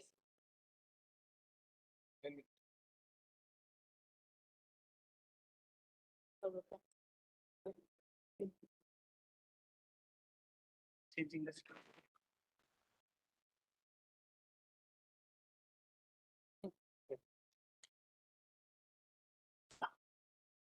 Good afternoon, one and all. First of all, I would like to thank you for giving us an opportunity to present in the final round of CemHack. I am Srirag CS and we are a team of 4 members from IIT Gandhinagar. And we are grateful to have Dr. Krishna Shiva Teja Chopala, Assistant Professor IIT Gandhinagar as our team mentor. So the project we are working on is the development of carbonatable binders from steel slag and biosol for carbon negative masonry units.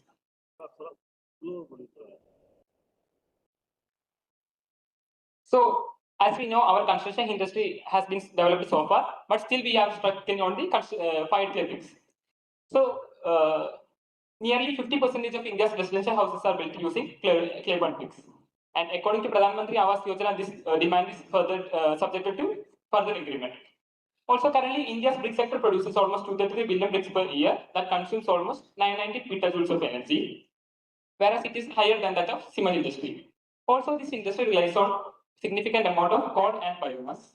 Also, it causes the topsoil degradation that can cause the reduction in the agronomic yield. So, what to do to reduce this negative impact of the clay-bound brick production? Either we can alter the production process or materials, or can we provide a sustainable alternative to the existing material? So, there are certain other problems also to look onto. So, coming to the current steel footprints in India, India is the world's second largest producer of crude steel that produces almost 144 million tons of steel per year. That is expected to reach up to 300 million tons by 2030. So the production of steel is increasing year by year, which is a good thing. But the problem is the steel slag. That is basically solid waste that is generated from the steel making industry. Almost 150 to 200 kg of steel slag is generated per ton of steel. Please note that steel slag is different from GGBS. Steel slag is neither cementitious nor pozzolanic. It is not latent hydraulic like GGBS. It is not reactive and cannot be used in the concrete industry. And according to the CSIR report, almost 19 million tons of steel slag is produced in India per year, which is expected to reach to 60 million tons by 2030, whereas its current utilization remains only at 30%, which is used for the low-end applications like aggregates in the road making industry or concrete industry, whereas the rest is just dumped into the landfills that can cause air, water, or land pollution. So coming to the another problem, that is the biomass that is generated in India. Almost 350 million ton of biomass waste is generated in India per year, which can be transformed into biochar. And the biochar production that is produced from the pyrolysis of biomass, which itself is recognized as a carbon negative technology by IPCC, which accounts for a carbon footprint of -2 to -3.3 kg of CO2 equivalent per kg of biochar. Also, it is having a capability to absorb CO2. So here we identify three problems, and can we solve all these three problems with a single solution? Yes, we have developed a product that can be provided as a sustainable solution for all these three predefined problems. So coming to the objectives of the study, it is to develop sustainable masonry blocks using steel slag and biochar employing enforced decarbonation. We directly go to the study, the proposal. Directly go to proposal, please.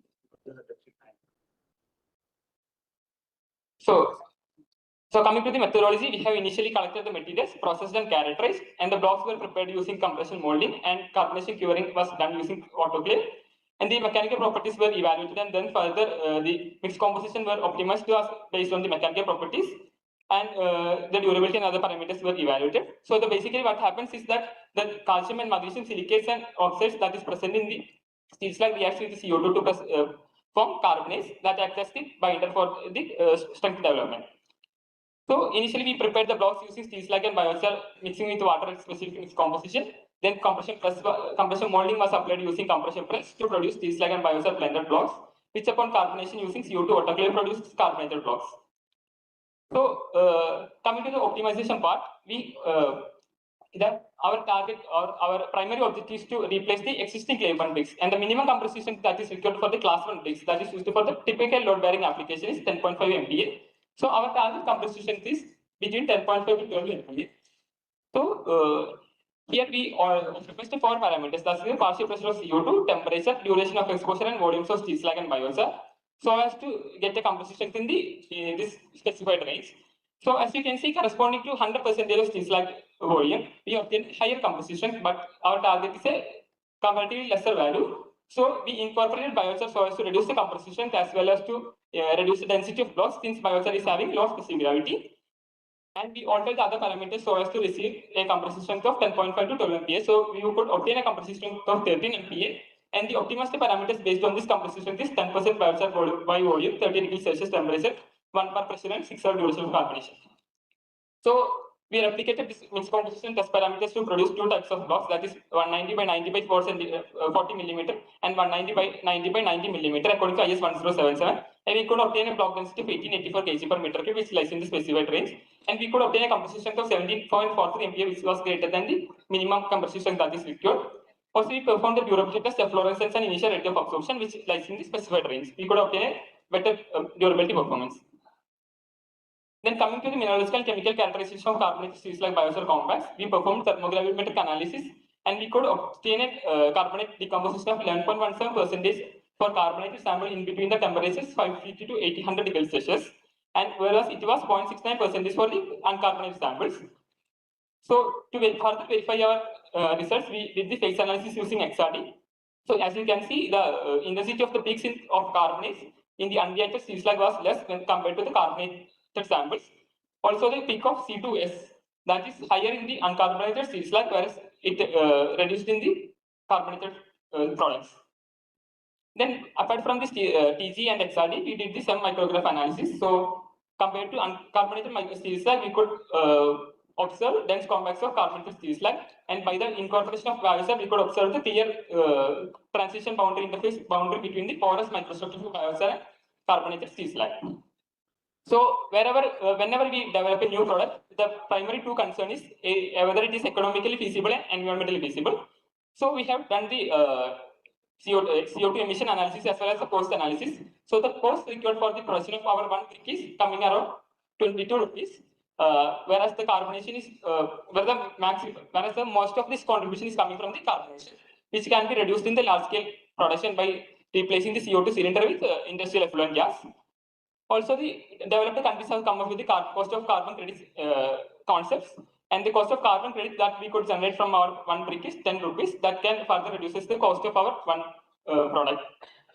Also, we coming to CO2 emission analysis, the CO2 emission that is associated with one clay bond bricks is 281 grams of CO2 equivalent, Whereas for our one brick, it is minus 313.92 gram of CO2 equivalent. So we could achieve a CO2 emission of almost 200%. So does our product has a long-lasting impact? Definitely yes. Currently, existing steel slag generated in India can produce almost 7 billion bricks annually, which can reduce the emission of almost 1.97 million tons of CO2 equivalent by replacing the existing fired clay bricks, which is having a capability to store almost 2.2 million tons of CO2 equivalent, which is equivalent to taking over almost 9 lakh of passenger cars from Indian roads per annum, which is not a less value.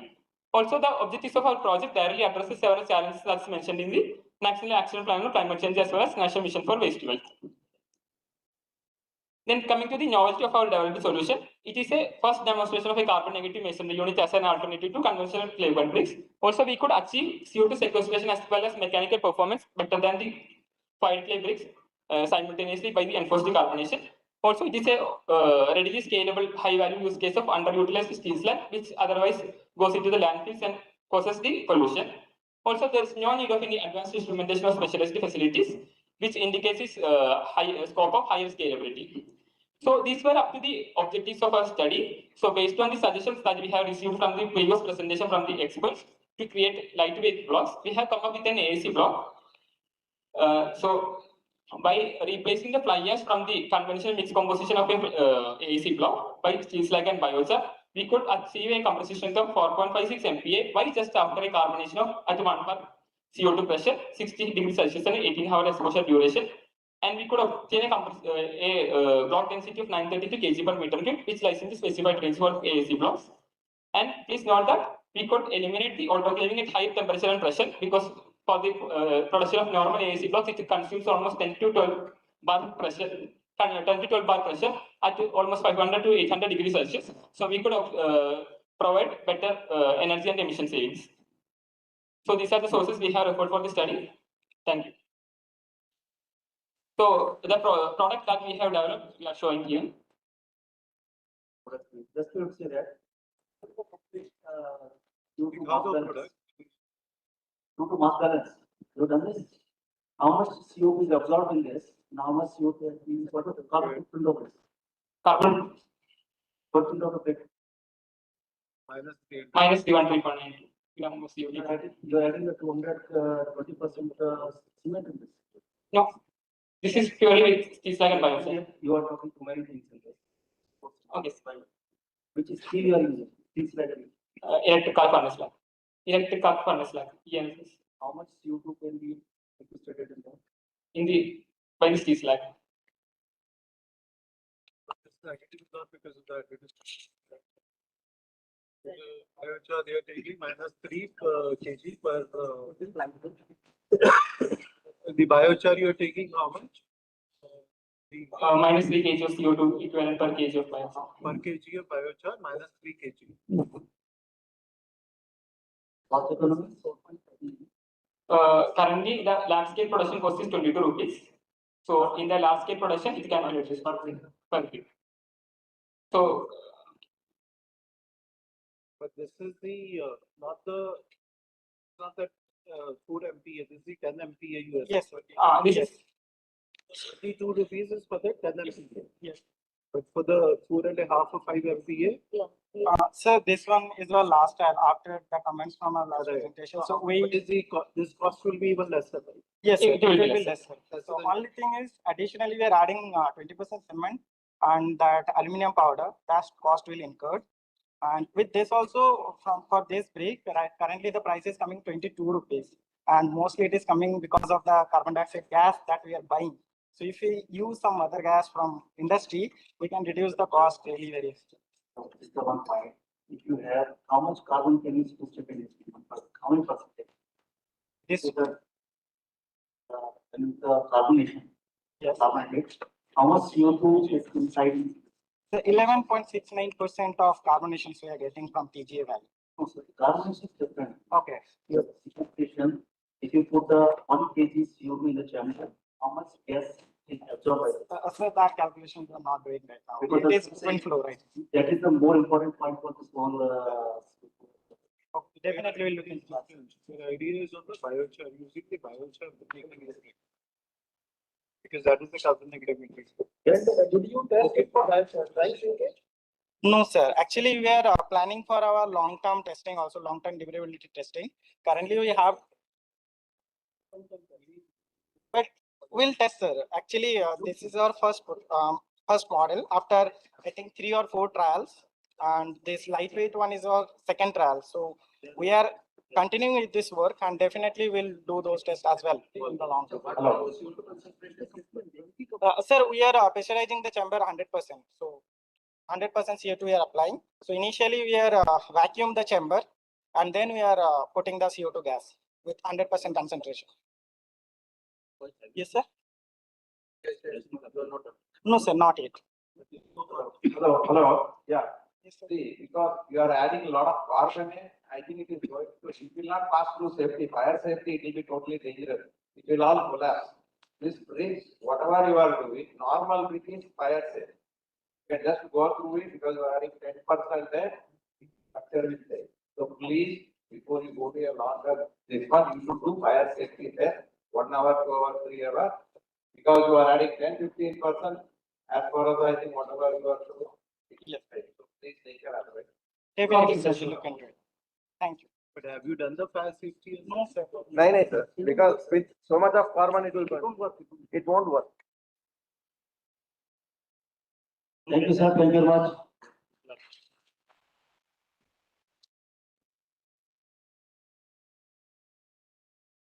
Thank you, Team IIT Gandhinagar.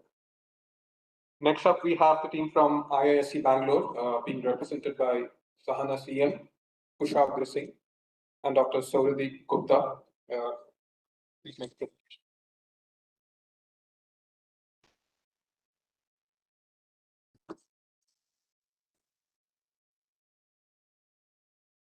Very good afternoon, all. We are from IISc Bangalore.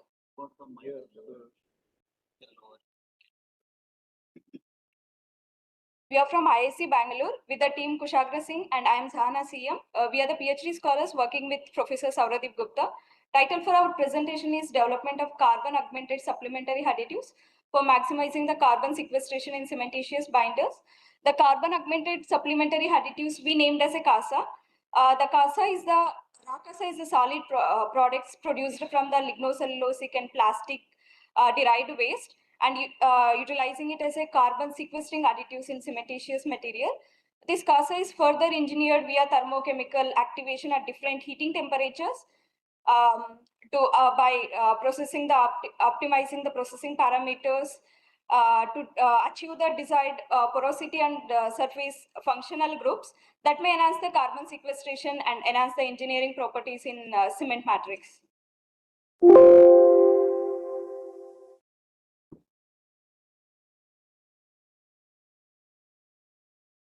Coming to methodology, the CASA cement composites are subjected to 2 curing conditions. One is normal or ambient curing, and other one is accelerated carbonation curing, that is for 5% CO2 concentration for 4 hours duration. And methodology evaluates the carbon sequestration efficiency and microstructure changes and mechanical properties and cost and scalability. And our ultimate aim is to develop the low carbon, durable, eco-efficient building material, paving the way for future innovation in the green concrete technology. In previous rounds, we have been discussed the development of the CASA and cost and CO2 emissions attributed to the development of CASA, and also incorporation in the cement matrix. And also we have been discussed various microstructural studies like CEM, XRD, TGA, FTIR, XPS, all the data. And also we have been discussed CO2 sequestration, iteration kinetics, and some of the long-term performance also we have been discussed. Further moving on, these are the first 2 are the raw CASA products that we can see that pore structure is not well developed. And the further images are the CASA is engineered via thermochemical activation, increases the pore structure as the higher carbonization. And the pore volume and surface area are very important as they influence the hydration kinetics and CO2 sequestration. It's observed that allowed the increase in the thermal activation, both the pore volume and surface area has been increased due to the removal of volatiles and enhanced carbonization. And also the oxygen to carbon ratio, it is very important to study the long-term stability and reactiveness of the CASA in the cement matrix. And also it is seen that it has been increased with the increase in thermochemical activation due to the greater deoxygenation and decarbogenations. And also it suggests the higher formation of oxygen species. That is also evident from the oxygen spectrum. It has been in the plot O1S spectrum.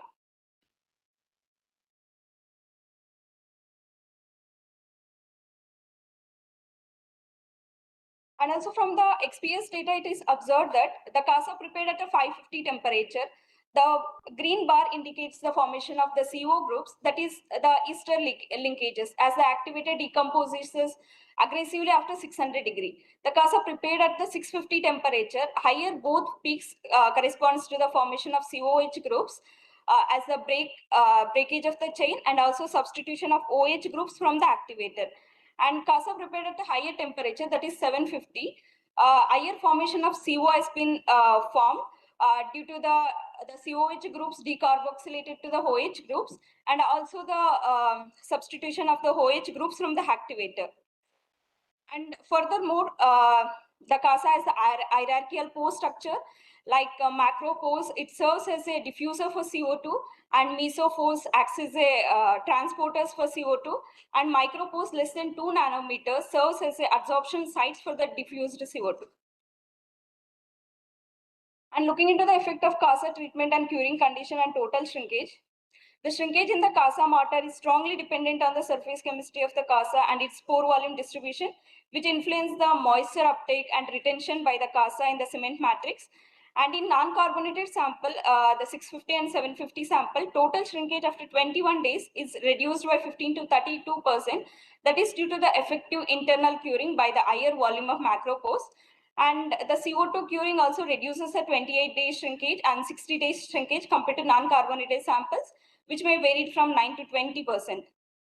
And we can see from the some images, calcium hydroxide crystals are precipitated inside the matrix and voids of the CASA during the formation of the calcite during the carbonation. Due to this large calcium hydroxide crystals that results in the higher volume and mitigate the shrinkage. And moving on to the CO2 sequestration and calcite mineralization in CASA cement composites. In this case, it mainly depends on the hierarchical pore structure of the CASA and developed surface functional groups, and also the porosity of the CASA cement paste and the CO2 reactive products. And in our case, the addition of the CASA results in increase in the calcium carbonate mineralization and CO2 uptake compared to the control.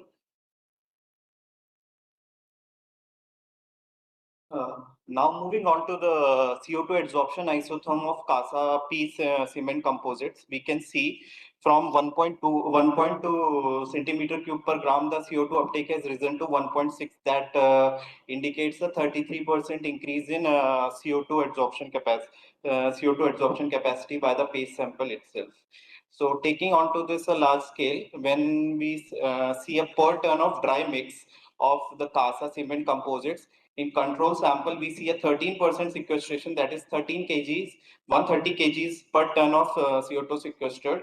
But in CASA L and CASA P, this is improved, and even at a higher replacement, it has further improved due to the additional diffusion sites as well as the nucleation effects around the CASA ITZ interfacial zones. So the sequestration has improved, and at a 10% replacement, there is an improvement in 15% in carbonate mineralization through the addition of CASA. So now moving on to the emission study. So there in the table you can see the control sample without any CASA, where the CO2 emission is only attributed to the cement itself. It attributes a total CO2 emission of 770 after subtracting the CO2 sequestration that was shown in the previous slides. The pie chart show the 2% and 10% addition of CASA show 725.6, that is highlighted by the red portion, and 671.1 kgs of CO2 per ton of the dry mix of the emissions it is showing. So it is almost a reduction of around it is around 100 kgs of CO2 at a 10%, 100 kgs of CO2 per ton of CASA cement composites at a 10% replacement. So the CO2 gas that can be collected from the production process of CASA can be actually sequestered back into the concrete blocks, and this can be made into a circular system which will promote a local circular economy, and there will be 5 to 25% reduction in carbon footprint from the production phase to the utilization phase of CASA. Now we will see the cost variation of CASA production in USD across regions, where India shows the lowest CASA production cost, with the procurement cost of raw solid between less than $0.5, and the total cost of production highlighted by the green bars, light green bar showing the minimum cost, and the total bar showing the maximum cost, that is between $0.5 to $1. So this cost can be actually reduced at scale. These are lab scale costs what we achieved. So now moving on to the what is the market of this global activated carbon. So the global activated carbon market is currently at $5.5 billion in 2025, with increasing at a 10% CAGR value that is expected to grow reach around $10 billion by 2030. So the thing is, like, if we are seeing the system, this is a system which can actually, this is a pyrolysis system, medium scale reactor with 300 to 400 meters square, and it is an automatic operation fluidized bed reactor. This can be used to produce CASA at scale. So now moving on to the potential impacts. So there will be 10 to 20% reduction in CASA production costs, reduced dependency, reduced dependency on non-renewable materials, 5 to 25% reduction in the carbon footprint. There will be increment in engineering performance, 10 to 30% improvement in CO2 sequestration, and 25% increased profitability in terms of carbon credits. So the other long-term goal is to study the long-term performance, cost optimization studies, development of a locally circular pyrolyzer for CASA production, and study the utilization of CASA in large-scale batching plants. So at last, I want to conclude by saying that the CASA is an emerging sustainable substitute for cement-based materials based on performance, depending on how you tune the CASA. And although the production process of CASA is considered as energy intensive, but various decarbonization pathways exist to make the process locally circular, carbon neutral. Thank you for listening, jury members and audience, and please have your queries. Thank you. No question.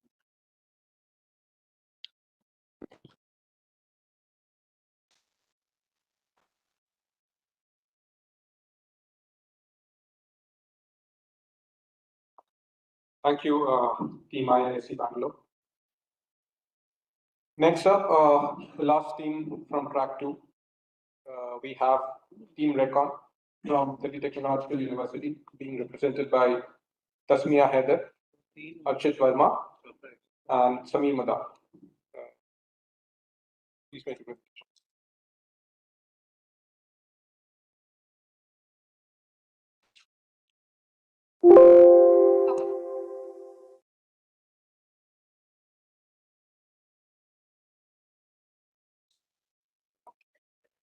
And this is for that. All right. So, a very good evening, respected jury, my fellow participants, and our lovely audience. I am Tasmia Haider, representing Team Recon, along with my team members Sameer Madan and Archit Verma. We are second-year BTech students pursuing environmental engineering at Delhi Technological University, or DTU. So before diving into our solution, let us get a gist of the problem first. As per reports by the International Energy Agency, 2023, the cement and steel industries alone produce around 15% of the global total of CO2 emissions, with cement alone producing 7 to 8%. For every ton of cement being produced, nearly 0.8 tons of CO2 are released, primarily from limestone calcination and combustion in kilns. At the same time, these industries generate vast amounts of alkaline waste like kiln dust, and lint donuts or LD slag, which are rich in calcium, making them ideal candidates for CO2 mineralization. However, most of these wastes are underutilized and end up in landfills, causing dusting, leaching, and heavy metal contamination. Our solution, Recon, introduces a smart modular microreactor system that captures and mineralizes CO2 directly at the site. It uses the kiln dust and the LD slag as reactive feedstock to convert gaseous CO2 into solid, stable carbonates, materials that can be reused, as we will talk further. Unlike the conventional CCS methods, which require complex pipelines and storage, this is not viable in India because of the high population density. So Recon's design is modular, low cost, and adaptable, making it viable even for small to mid-sized plants. With integrated AI and IoT sensors, the system continuously optimizes temperature, CO2 flow, and reaction kinetics, ensuring up to 40 to 60% on-site CO2 reduction and high process efficiency.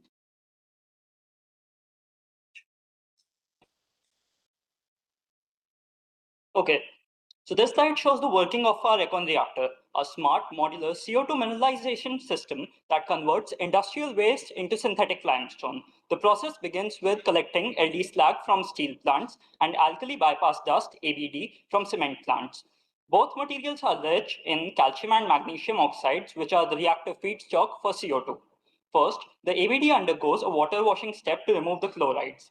The step makes the material safer and improves its reactivity. The chloride brine is recycled and reused in our closed loop process. The wash dust is then mixed with LD slag in a 53 to 47 ratio optimized through our AI model. The particle size should be between 80 to 100 micrometer to enhance surface area of carbonation. Next, the CO2 from the flue gas is injected directly into the slurry inside a two-chamber reactor. The upper chamber handles the mixing and gas dispersion, while the lower chamber, the mineralization reactor, is where the actual carbonation process takes place, forming stable carbonate, CaCO3 and MgCO3. The system is continuously monitored by IoT sensors for temperature, 150 to 200 degrees Celsius, pH, and flow rate. And an AI module adjusts these parameters in real time to maintain kinetic efficiency. In the end, we get three outputs: synthetic limestone aggregates as the main product, clean CO2 depleted gas, and recovered salts from washing. The recovered salts from washing can also be used for agricultural purposes after treatment. So essentially, we are capturing CO2 at the source, stabilizing industrial waste, and producing usable construction materials all in one integrated step.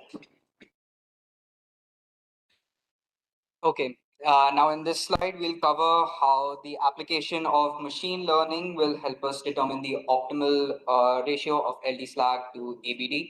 It's less machine learning, more a basic Python simulation that assumes a parabolic curve, approximates it as per boundary conditions and readings from our testing. So we've tested multiple samples, and from our readings, we have seen that a 52 to 48, more specifically a 52.3 to 47.7 ratio of ABD to LD slag provided the most stable and most efficient performance. And CCUS efficiency has been defined as a sort of weighted carbonation factor.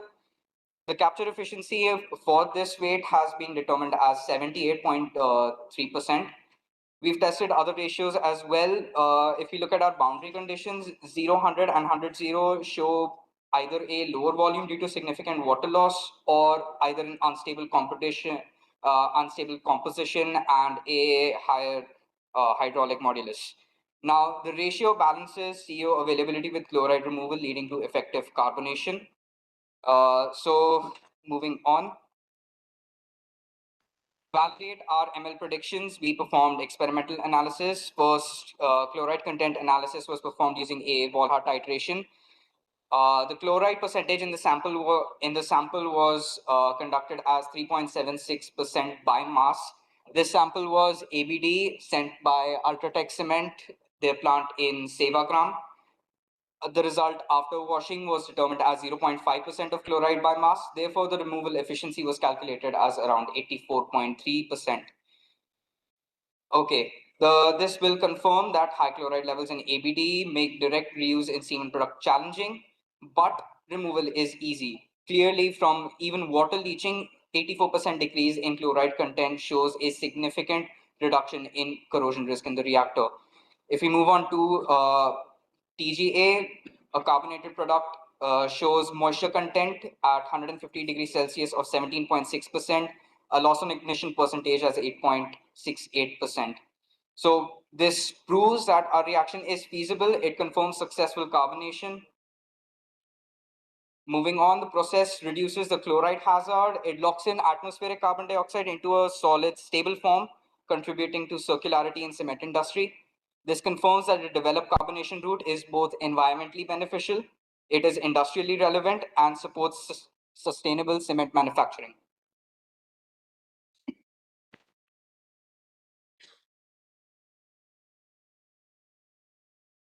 Okay, so every industrial process has its hurdles, and we've tried to address them realistically. The first challenge we faced was inconsistent waste quality from different plants, which can reduce efficiency. So basically, we plan to use an AI-optimized blending model that adjusts the LD slag and KBD ratio in real time according to the composition and the alkalinity of the mixtures. The second major issue was the high chloride content in ABD. We introduced a closed-loop alkali washing setup with heat recovery, and our Vola titration test confirmed that the chloride removal making the material safe for carbonation. Third, energy and water consumption were concerns. To tackle that, we've designed the system to reuse water heat from the plant and recycle wash water, cutting resource use and achieving a closed loop operation. The fourth challenge is scaling the reactor for long-term durability. Here we're using corrosion-resistant linings and IoT-based predictive maintenance, extending reactor life and also guaranteeing stability. And finally, for the industrial option, our techno-economic analysis shows a return on investment between 15 to 25% with a payback period of about 3 to 5 years, proving that Recon isn't just environmentally viable, but also economically feasible. Overall, the impact is clear. We're capturing up to 0.19 tons of CO2 per ton of waste, transforming waste into valuable carbonates, and pushing forward both steel and cement sectors towards India's net zero 2070 goal. Now, what you see over here is our assured end product, that is a blend of ABD and LD slag made by mineralizing CO2, both byproducts from cement and steel industry. Before carbonation, these wastes are hazardous, highly alkaline. Through the Recon process, we wash out chlorides and then allow flue gas CO2 to react with the purified mix inside our reactor, forming stable carbonates. This converts industrial waste into a safe, reusable material while permanently locking away CO2. Environmentally, this aligns with SDG 9, that is industry and innovation, SDG 12, responsible consumption, and SDG 13, climate action, by closing the industrial waste loop through CO2 sequestration and valorization. Our final product has wide applications, from eco-brick pavers, tiles to cement additives, replacing 10 to 20% of clinker, soil stabilizers, and even demonstration models for circular economy projects.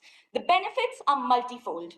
And to scale this further, our future roadmap includes prototype refinement, on-site pilot testing with industry partners, product testing and material certification, intellectual property and publication, and on-site pilot testing with industry partners. With that, we come to the end of our presentation. Thank you so much. Did you get your lab and the material to do some test work in the lab? Sir, our lab work has been completely contracted. The ABD, as I mentioned, we've had delivered. We've spoken with a joint tech executive at Ultratech, and they agreed to send a sample, and they have. We've used their ABD sample from their plant in Sevagram. So if I may like to add something, apart from that, the titration processes and the batch carbonation processes through which we created the end product, that was carried out by us on our pilot level. Pilot means your lab to the... Yes, sir. But the last time you said you didn't have the access, you would have given the access to that lab. So we further applied for it and we talked to our professors and all, and we got the access. So where are the test results? So they are there outside at our where we have presented our prototype and our proof of concept. So steel slag is okay. Why did you select that fluorinated kiln dust?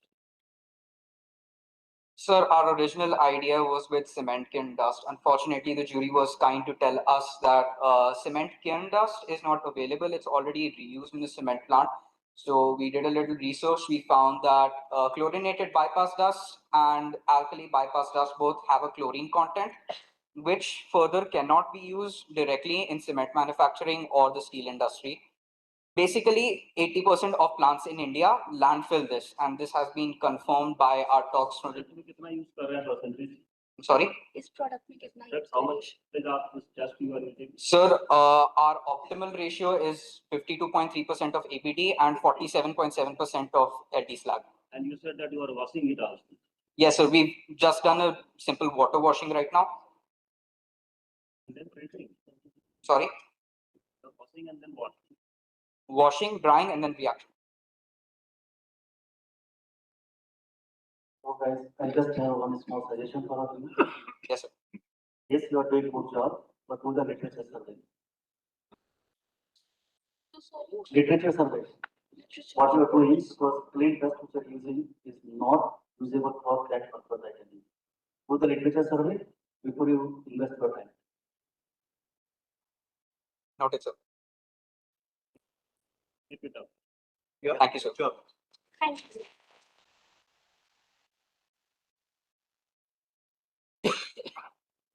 Thank you, Team Recon from TTU.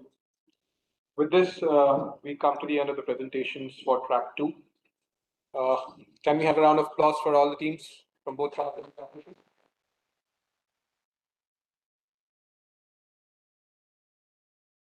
We will be announcing the results and the winners on the other side of a short 10-minute tea break.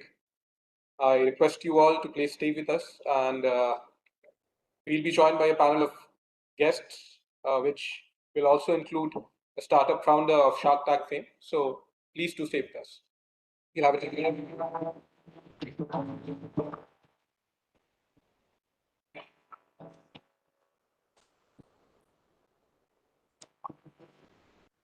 Tea has been arranged outside in the lawn area.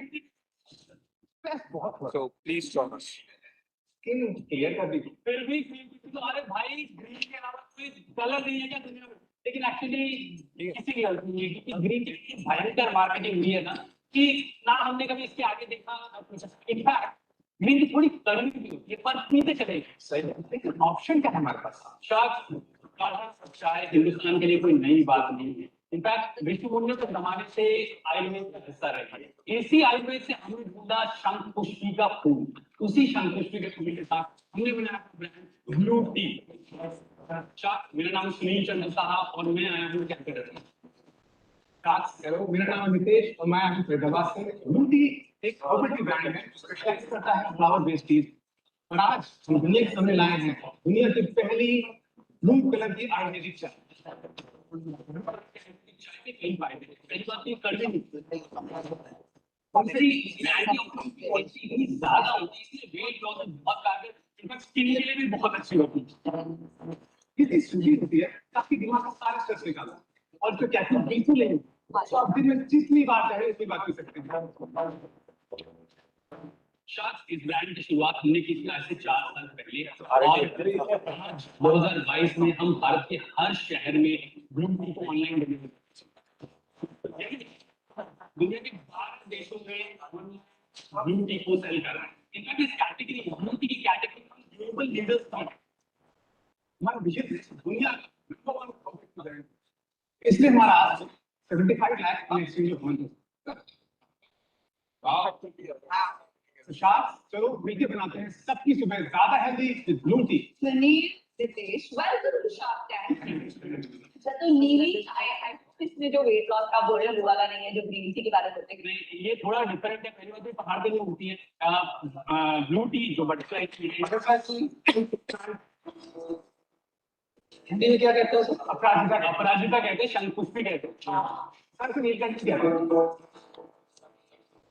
तो आपने ये discover कैसे किया कि शंख पुष्पी और इससे पहले आप दोनों क्या कर रहे थे आज से 5-6 साल पहले साउथ एशिया में कहीं एक आर्टिकल में देखे पिंक कलर का आइस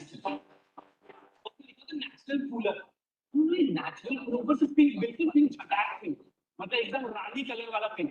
ये नेचुरल कैसे हो सकता है? हम लोग थोड़ा सर्च करने लगे और सर्च करते हुए पाया कि एक्चुअली मलेशिया थाईलैंड में एक लोकल बेवरेज था जो आइस टी के फॉर्म में या फिर कूलर के फॉर्म में उसको सर्व करते थे। पहला जो लॉट था, पहला हमने सोचा कि वहां से एक बार पहले इंपोर्ट करके देखते हैं, बट इंडिया में इंपोर्ट करना चाहे बहुत मुश्किल बात है और हमें समझ में आ गया कि हमें ब्रांड बनाना है, बहुत बड़ा बनाना है, तो ये इंपोर्ट वाला सिस्टम तो नहीं चाहता। सप्लाई चेन स्टार्ट किया, लेकिन वो था आनंद आनंद आनंद लेबर को बोलते बात बोला हुआ है। आपको और इनका एजुकेशनल बैकग्राउंड? मैंने एमबी के थ्रू मैनेजमेंट। सुनील ने क्या एजुकेशन बैकग्राउंड में? इसका एमबीए है।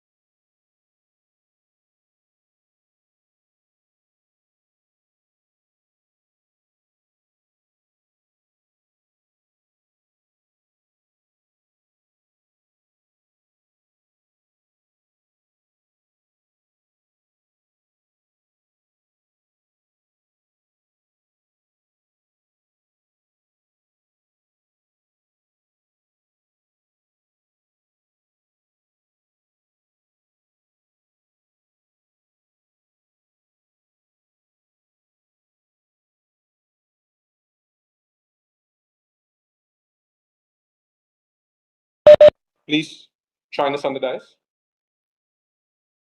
Welcome to the ceremony, sir.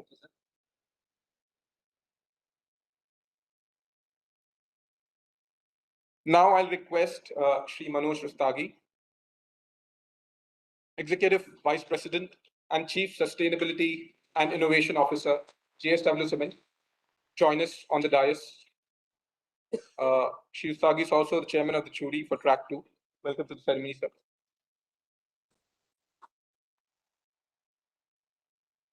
Next, I'll invite Dr. Sanjeev Chaturvedi, Joint Director and Secretary, NCB.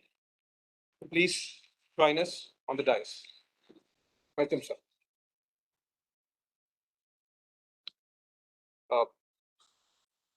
Please take your seats.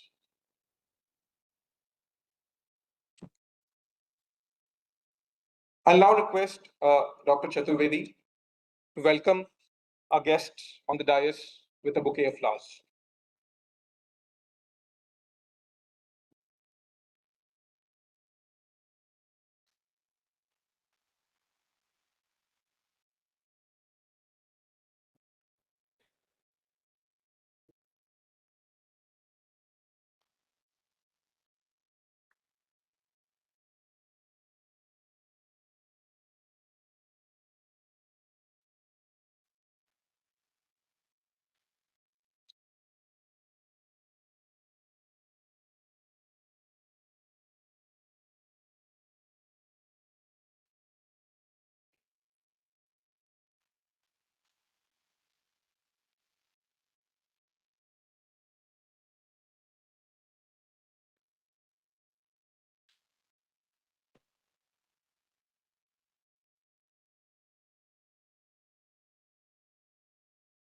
Thank you for doing the honor, sir.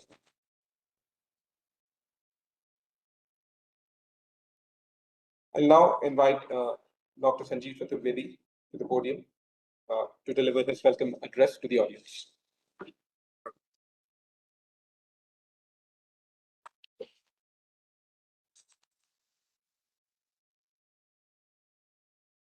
Today's chief guest,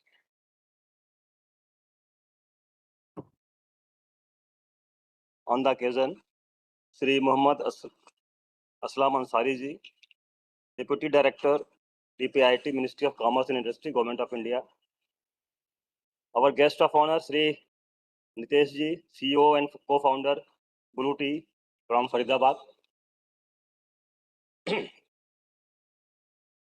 Raju Goyal, alumni of NCB and Executive President and Chief Technical and Sustainability Officer, Ultratech Cement Limited, the Chairman of Track 1 of this hackathon. Sri Manoj Rustagi, Executive Vice President and Chief Sustainability Officer and Innovation Officer, JSW Cement Limited, Chairman of the Track 2. Distinguished guests, students, startups, researchers, innovators, a very warm good afternoon to all of you and welcome to this award presenting ceremony.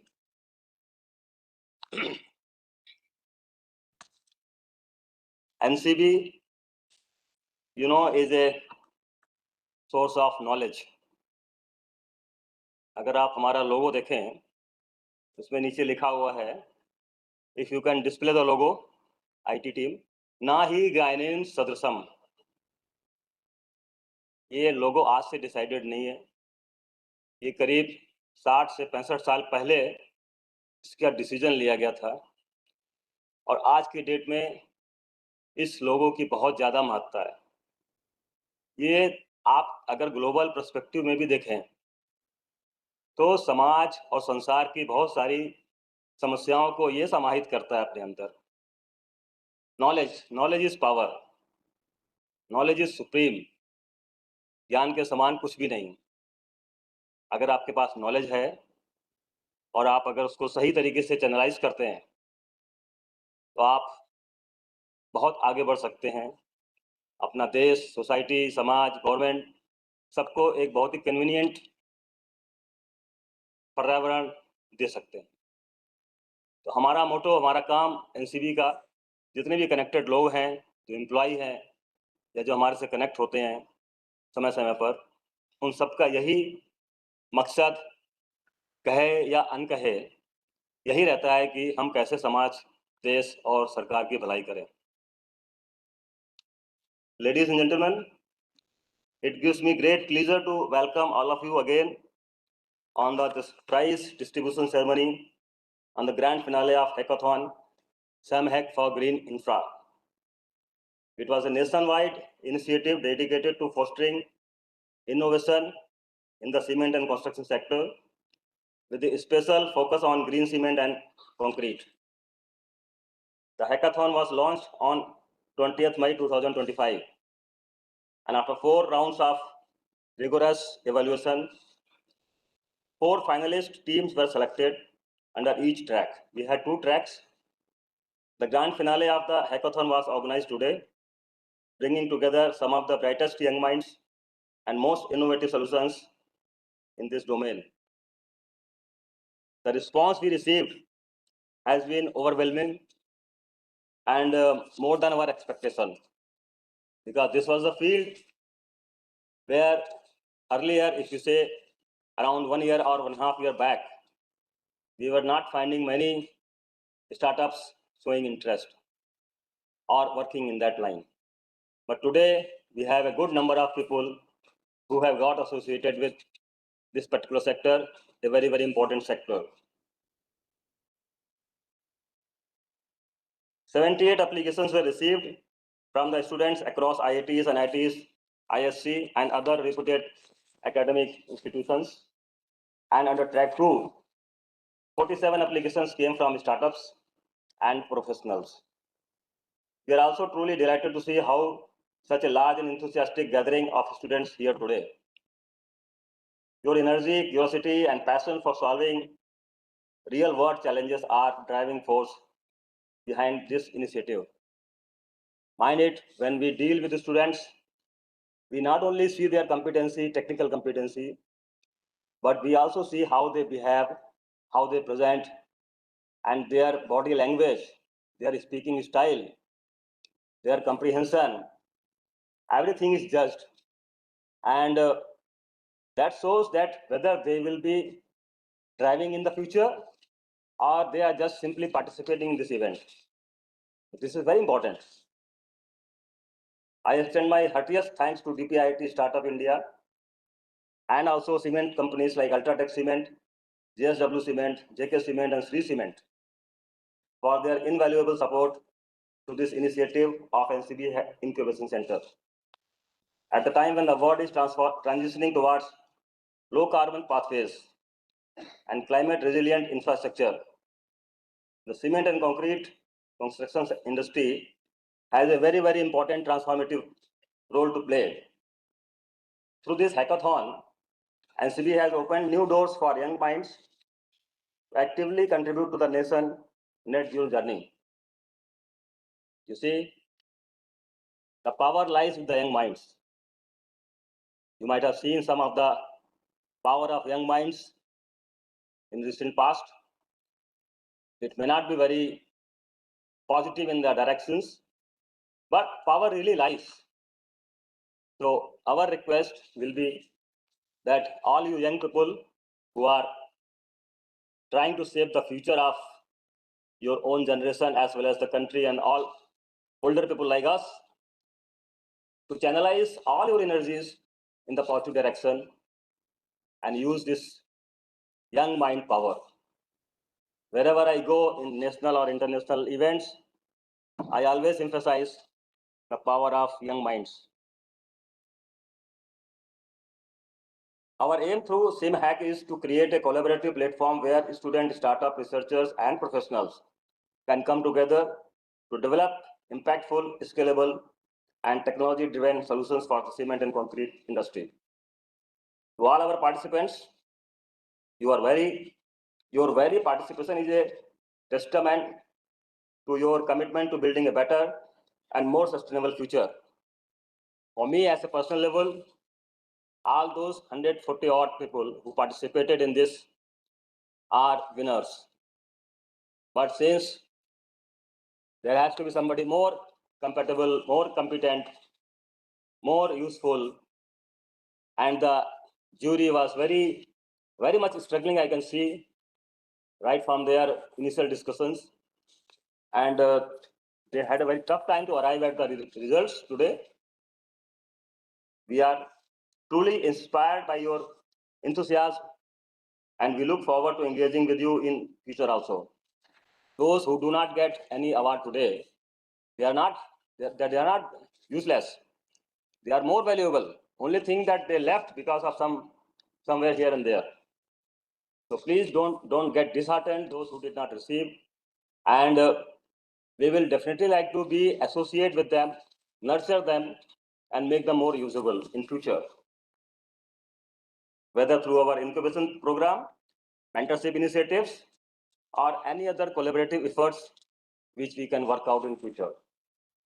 I would also like to express my sincere thanks and gratitude to our jury members, those who are present and those who are attending online, for their time, expertise, and efforts in evaluating the ideas, projects, and ensuring the success of Hackathon. I hope today's event serves as a stepping stone for many more such initiatives, and NCB continues to nurture innovation, entrepreneurship, and sustainability in the years ahead. So lastly, thank you again, all of you, being part of this journey. And I must say, as a concluding remark, let the innovation begin. Thank you. Jai Hind.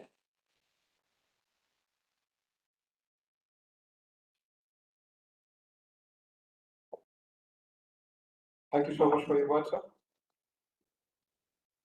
I'd now like to invite Dr. Kapil Kukreja, General Manager NCB and in charge of our incubation center, to the dais to give a brief introduction about the journey of NCB Incubation Center's first hackathon, CemHack for Green Makers. Podium is yours.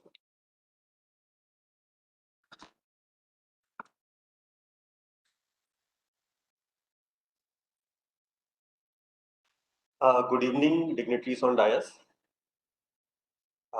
head of centers, head of services, my seniors, colleagues, and young minds, students from various colleges. I'm here to share the short journey which we had in last 5 months.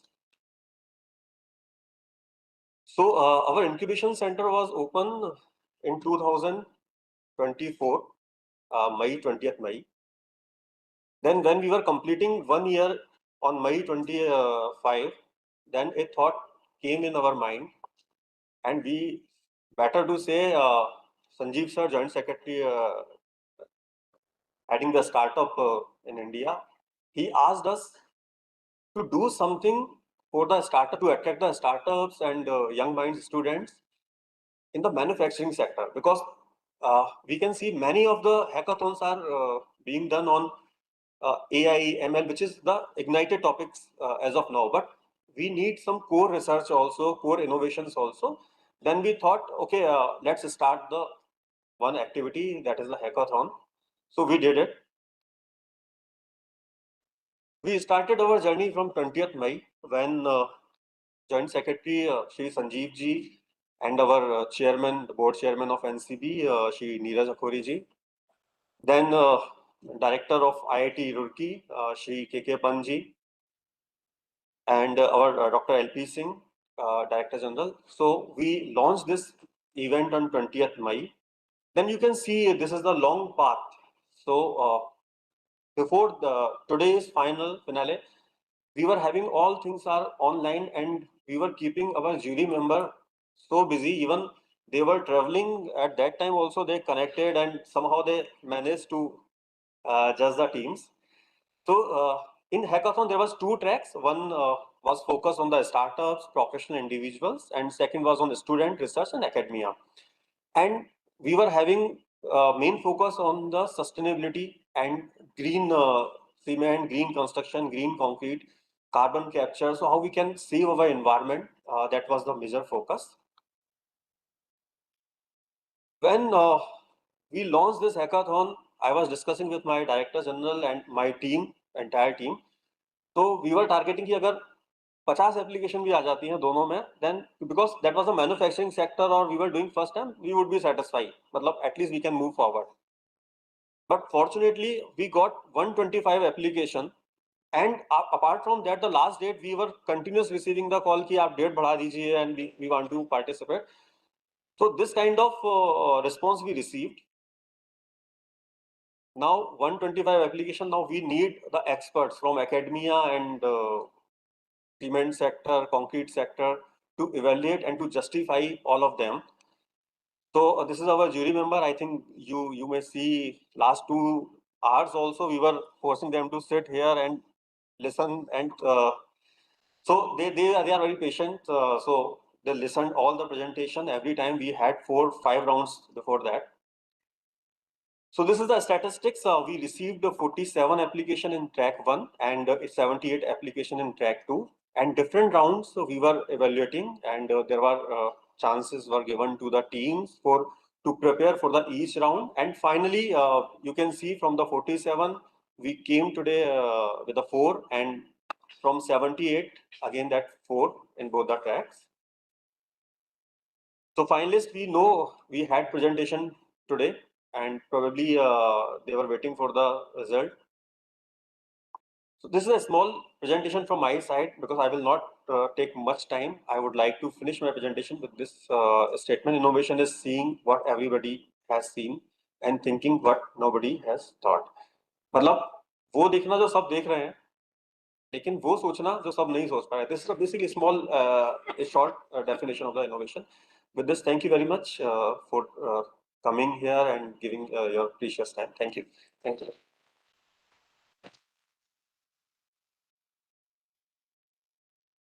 Thank you so much for the introduction, sir.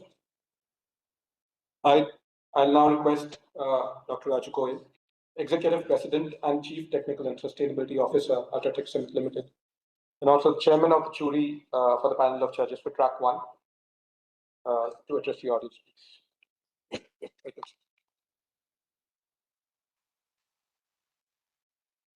Good afternoon to everyone. You have already heard the story where this started and how this started, I'm very pleased to see that today this is reached to the point where we have imagined. And I think one point nobody has mentioned that, which I tell you, somewhere in the February or March, we had the meeting, the DST, and Dr. LP Singh and myself, some people were having the discussions. And then this is the brainchild of Dr. LP Singh to have hackathon kind of a thing, innovation, which he has created. And we had discussed during the lunch, a standing lunch, plate in our hand, and we are discussing innovation. Can you believe it? How to do it? That was innovation happened at that point. And so Dr. Singh was very passionate about do something to invite, because I also believe personally, I share the same thought with the Dr. Singh also in India, the academia, industry, and the institutions are 3 pillars. They are not joined by anything else.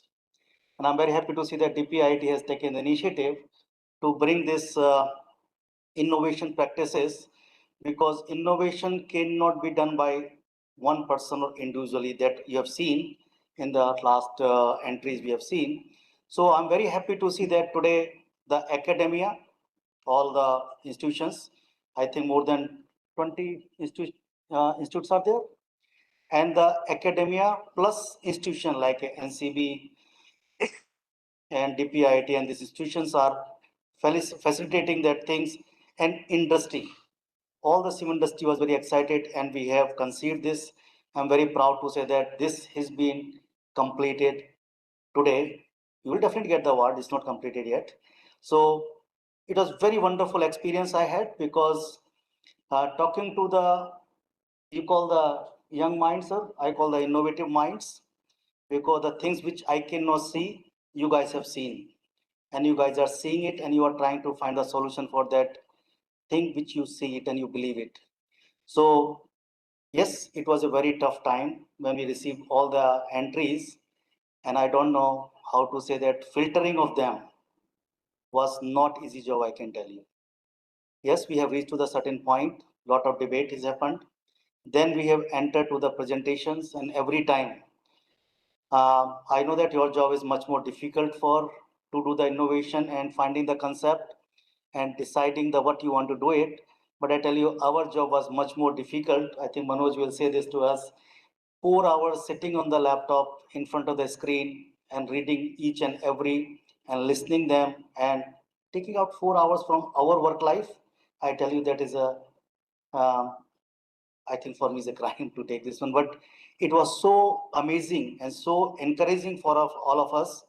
We have compromised, I will say that Manoj compromised on our day-to-day work, which was our duty, and we have engaged in that because in this process we learned a lot of things in that.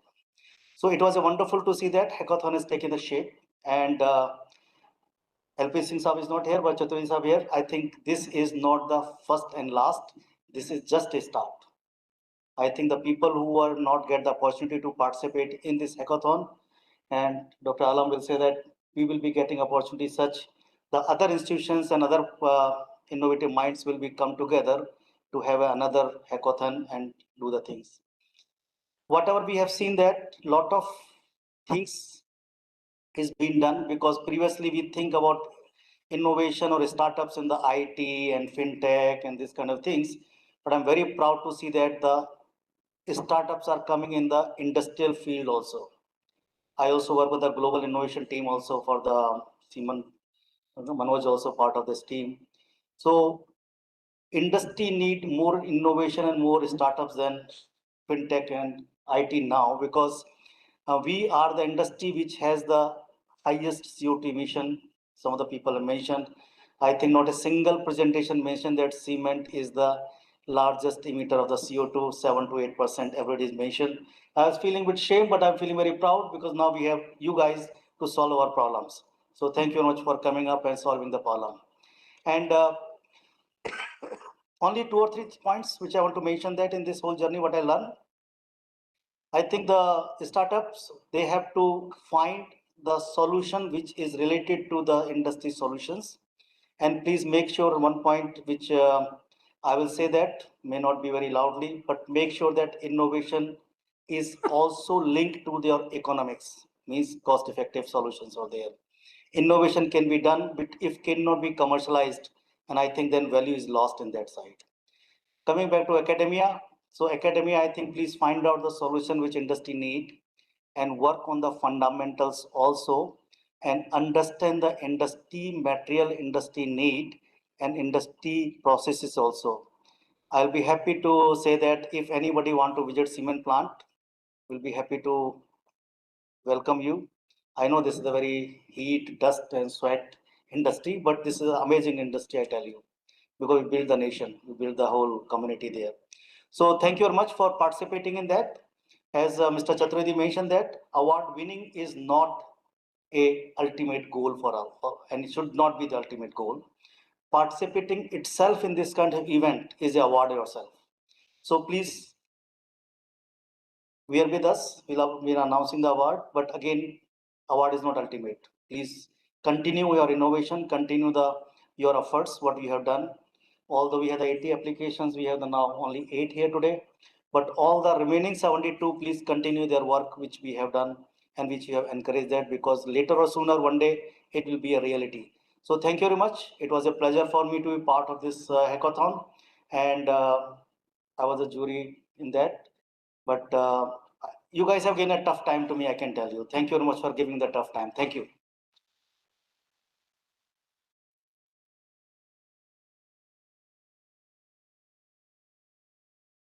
Thank you so much for your kind words, sir.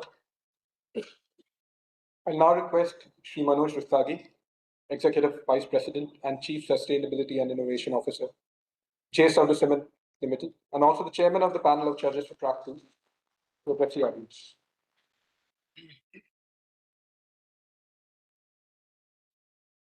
Good evening.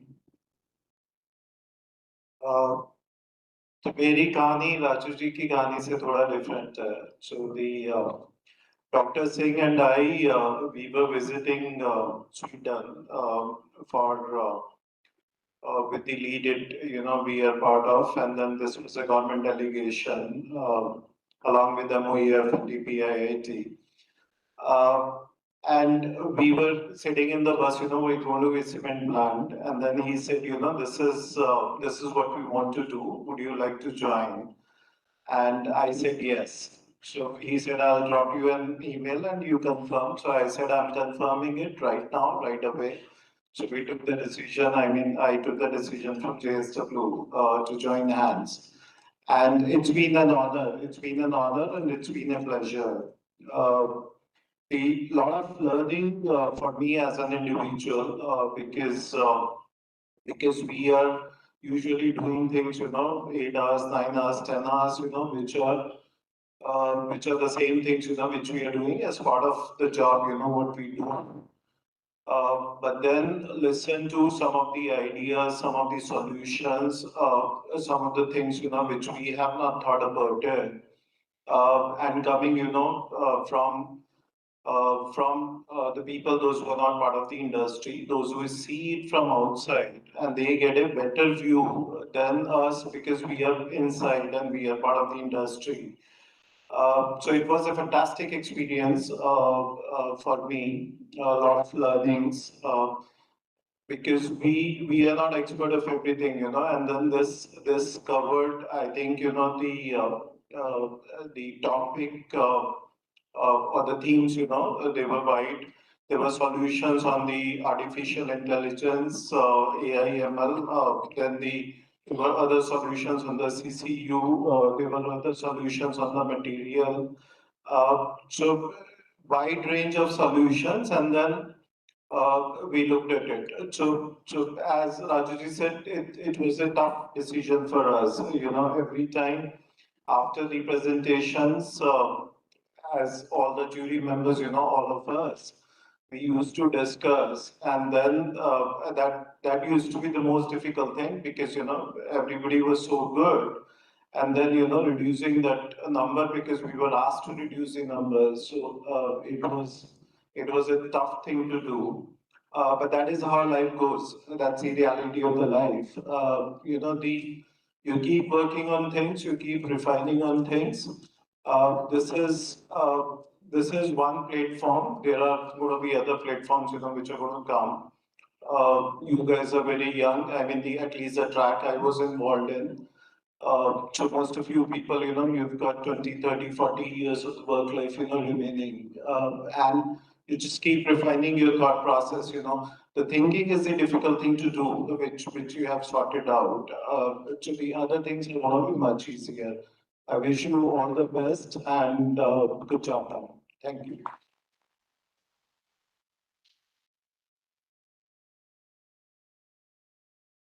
Thank you so much for your words of encouragement, sir. I'd now like to invite our guest of honor for the ceremony, Shri Nitesh Singh, CEO and co-founder of Blue Team, speak a few words. Welcome.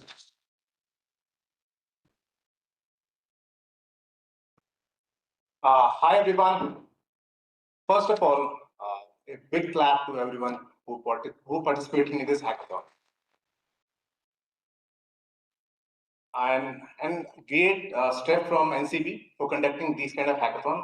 क्योंकि ना हमारे देश में you need something in manufacturing. हम लोग ना हमारा देश स्टार्ट कैसे हुआ? एग्रीकल्चर था, उसके सीधा हम सर्विस में चले गए. हमने ये देखा ही नहीं कि यार मैन्युफैक्चरिंग एक चीज है जहां बहुत सारी जॉब्स आ सकती हैं. सो हमने उस पार्ट को मिस कर दिया जो पूरी दुनिया ने फॉलो किया.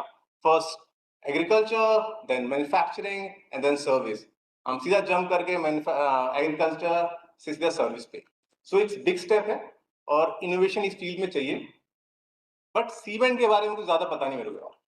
सीमेंट के बारे में इतना जानता हूं मैं, बस वो ब्रांड का बंदा हूं, तो वही सुना है इस सीमेंट में जान है. सो मैं बताता हूं अपनी जर्नी के बारे में, एंटरप्रेन्योरशिप के बारे में जो स्टार्ट किया था. और एक ना एंटरप्रेन्योरशिप क्या है? It's a big leap of faith. It's a faith only. क्योंकि जब हमने स्टार्ट किया था, मैं अपनी स्टोरी सुनाता हूँ. जब हमने स्टार्ट किया था, तो मैं I am a government employ. I worked in government for 10 years, but I was not enjoying it. I believe that life एक ही मिली है, जो करना है कर लो. So I ventured into it. So, but initially when I started ना, हम middle class लोग आज तक फैमिली में किसी ने भी, हम दोनों फाउंडर्स की फैमिली में आज तक किसी ने भी बिजनेस नहीं किया था, कोई शॉप नहीं खोली थी, छोड़ो यार और हम एक ब्रांड बनाने की सोच रहे थे जो कुछ भी नहीं पता हमें।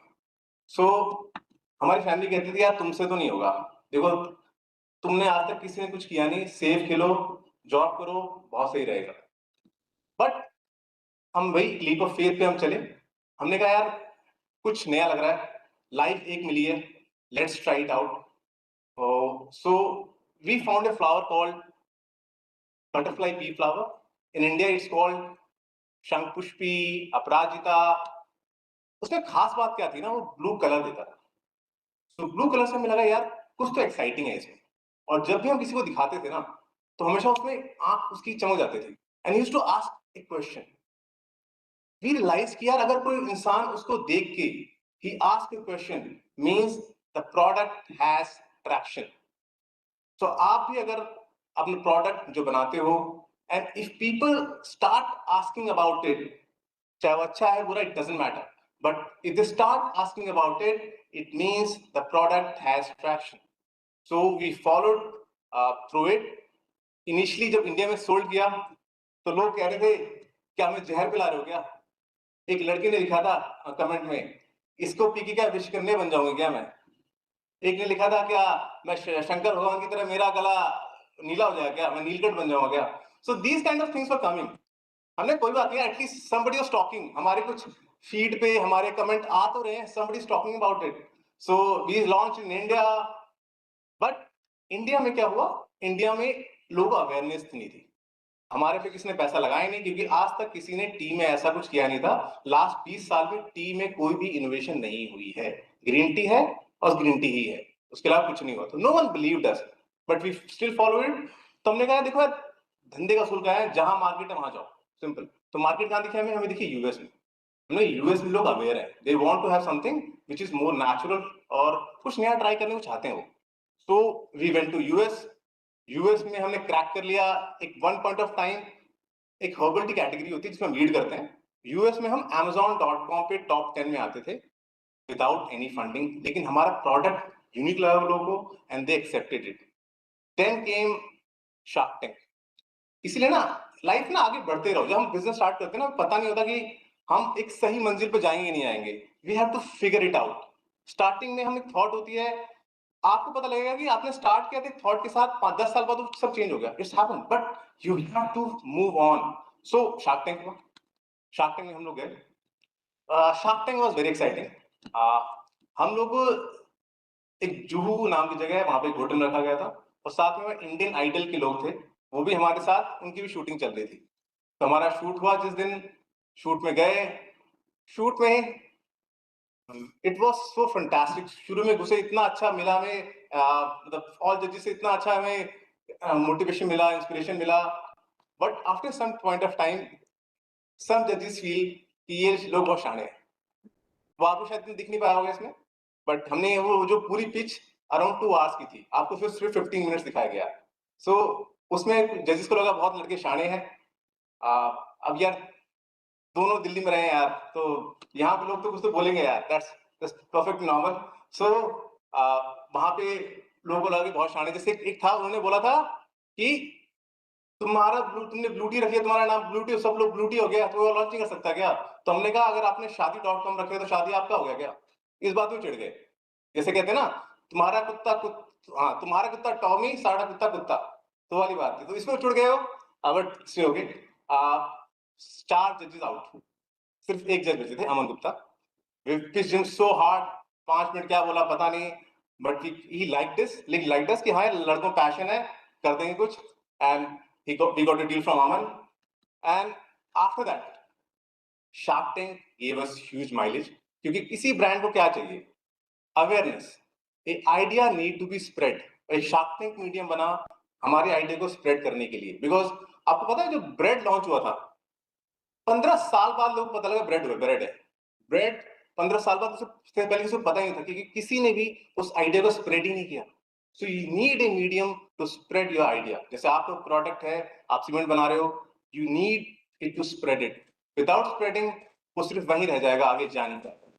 तो शार्क टैंक वाली मीडियम बना, वी यूज्ड इट, और फिलहाल right now we have more than 20 lakh customers and we are in the vicinity of around 100 crores ARR.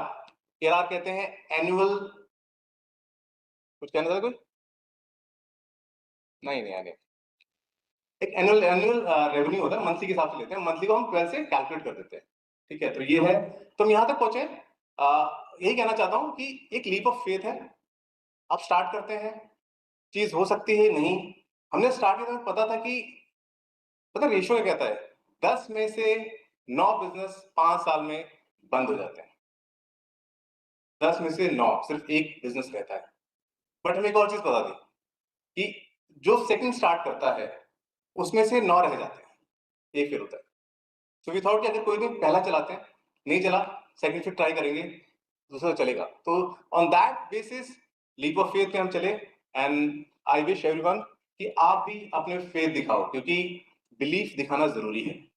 और लाइफ में किसी को मीनिंगफुल करना है, अगर स्पेशली यंग वंस, या 3 चीज जो मैंने सीखा है, एस्पिरेशन बहुत जरूरी है, बिना एस्पिरेशन के आप रह जाओगे अगर आपको मीनिंगफुल कुछ करना है।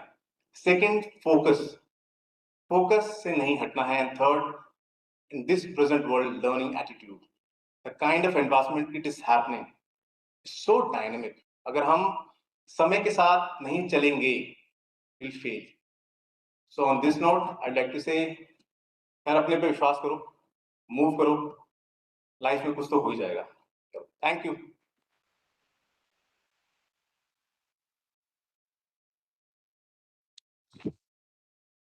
Thank you so much, sir, for that candid address and your words of encouragement. Before we move ahead and announce the winners of the grand finale, I'll request our chief guest, T. Muhammad Alam Ansari, to honor our esteemed jury members with mementos as a token of our respect and appreciation. I'll first request our chief guest to present a memento to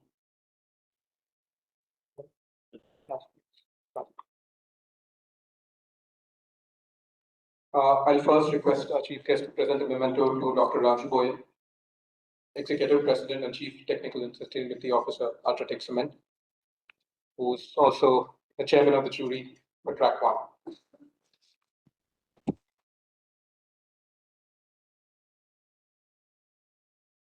Round of applause, please.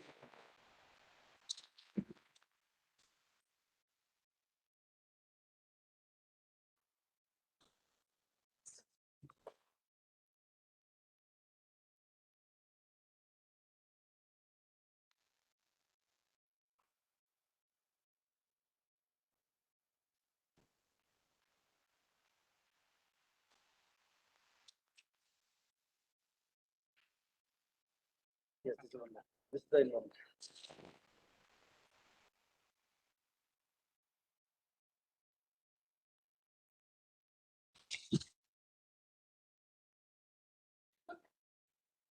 I also request our guest of honor, please join chief guest to present the mementos.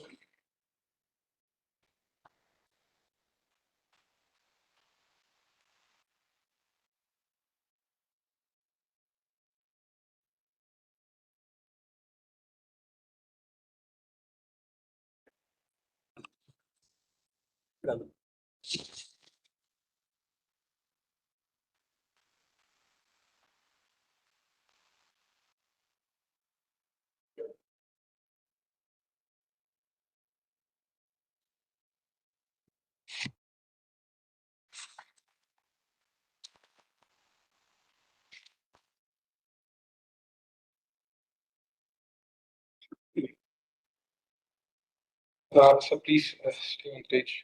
I'll now request our chief guest and guest of honor to present a memento to Shri Samir Bharadwaj, Head Manufacturing Excellence, JK Cement.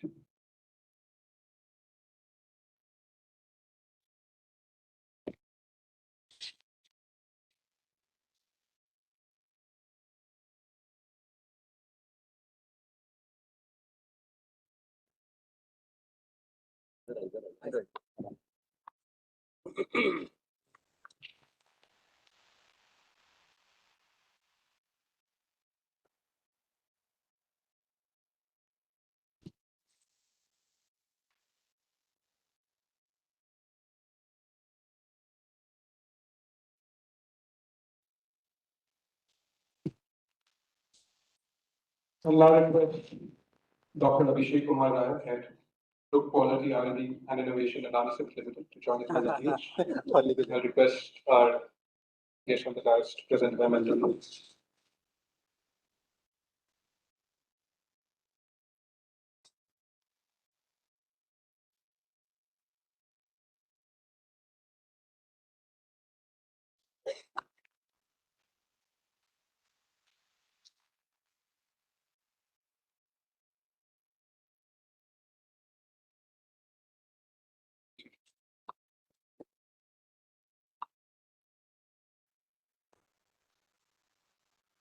Next, I'll request Dr. Akshay Dwivedi, Professor and Head, Mechanical Engineering Department, IIT Roorkee, come up to the dais.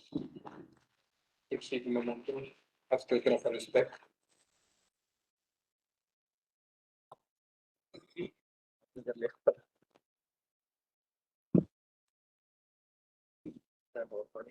are doing very good work. Thank you.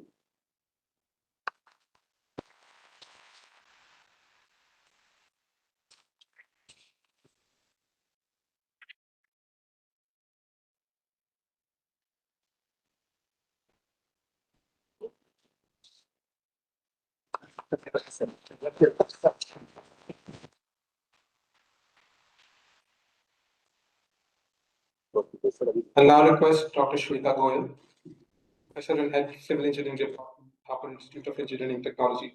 Please join us for the dais to receive the memento.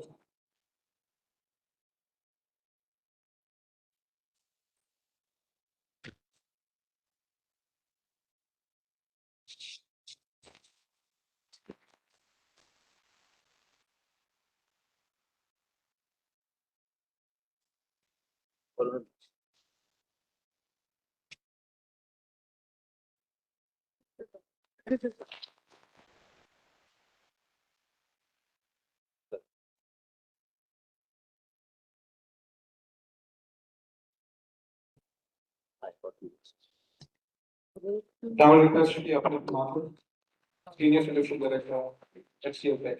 Please come up to the dais to receive the memento.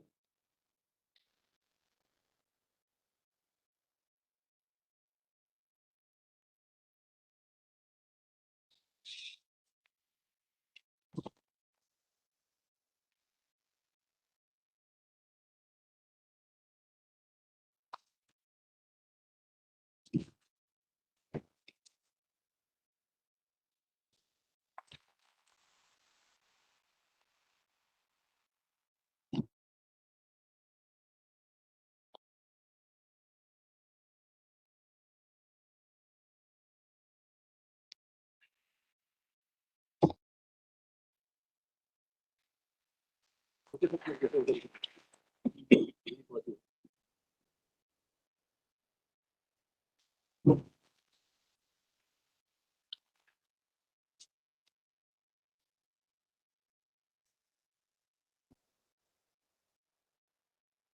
you so much, sirs, for doing the honors. Please take your seats. It's now time for the moment you all have been waiting for. It's time to announce the winners.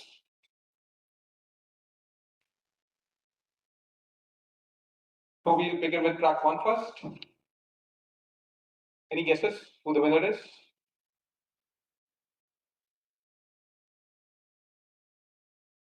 The first prize goes to Trace Zero, Team Trace Zero.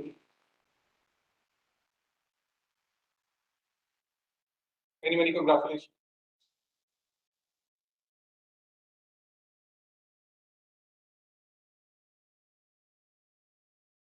I'll request our chief guest and guest of honor for the event. Please join us on the dais to present the awards.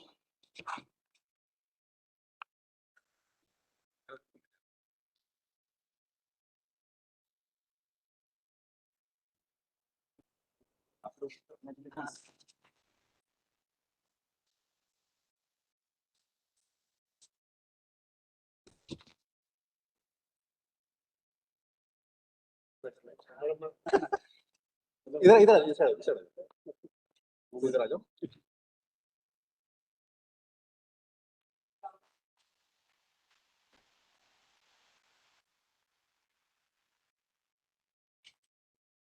Thank you. Great.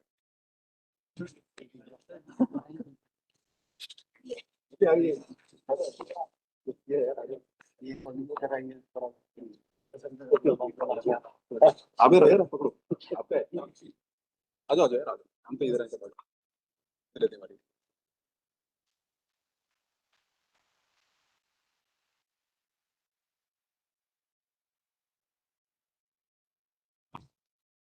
Thank you.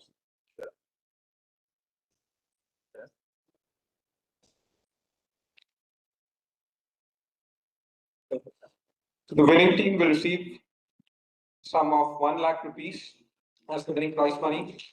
I heartily congratulate Team Zero for becoming the winners of the grand finale for track 1.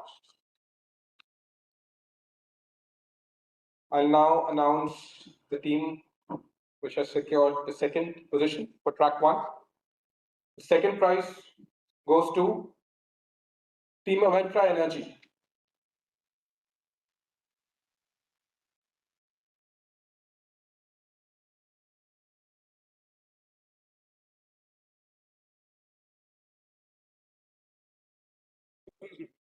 Round of applause, ladies and gentlemen.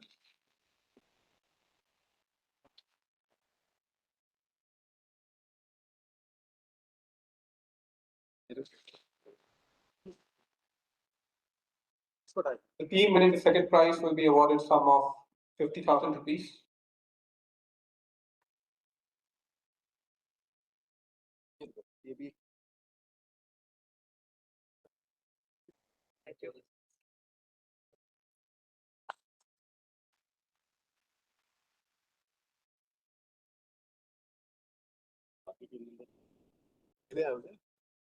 Congratulations, Team Infra.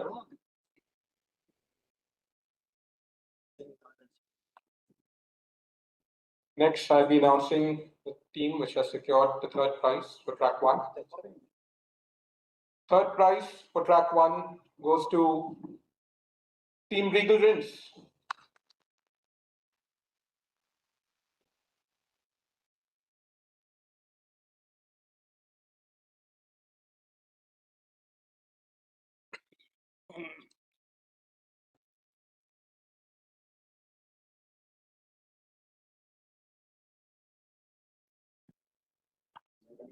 Round of applause, please.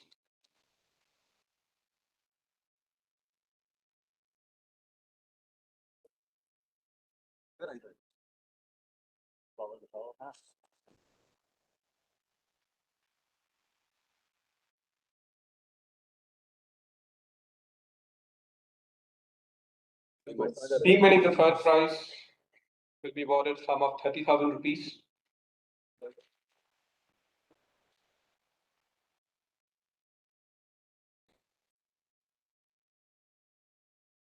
So much jury means a lot.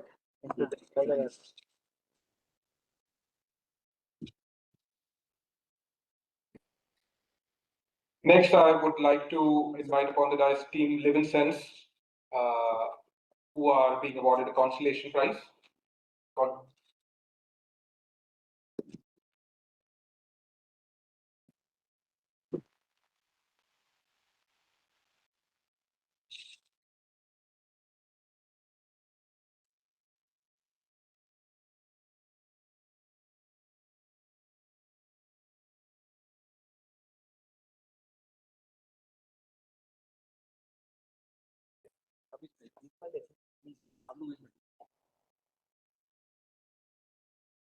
Round of applause, please, ladies and gentlemen.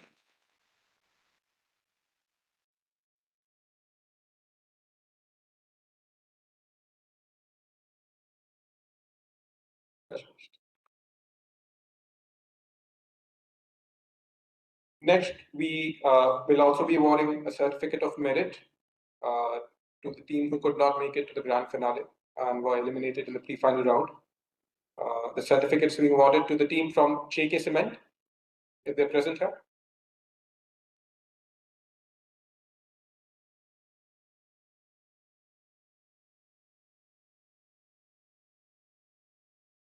Come on. How no? How no? Samir.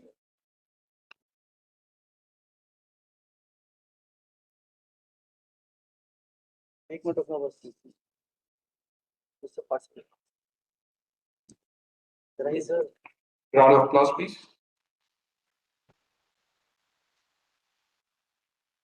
इधर इधर इधर इधर इधर इधर yes please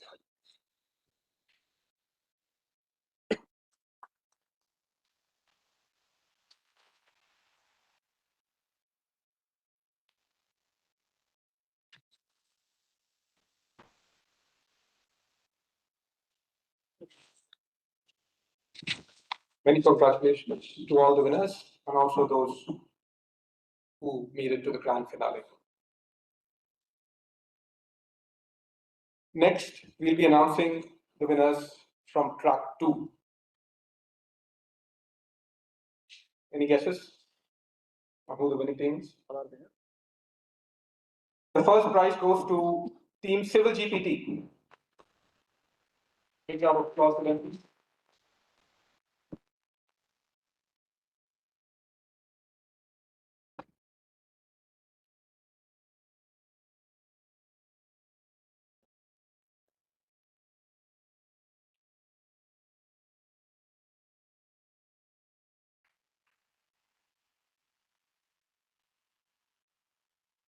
Team Civil GPT is from NIT Goa.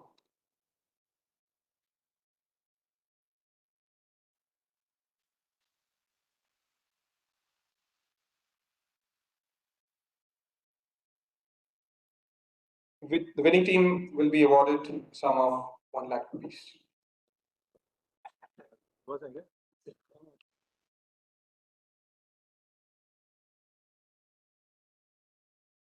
Next, for the second prize,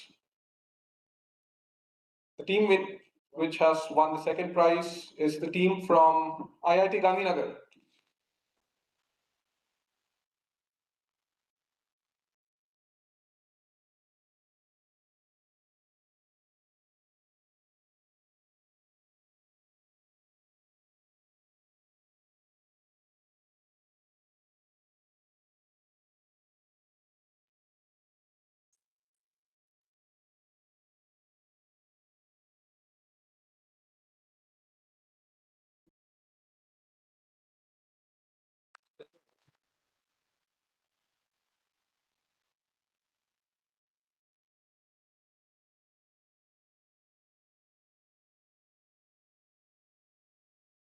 Second prize winners will be awarded a sum of 50,000 rupees.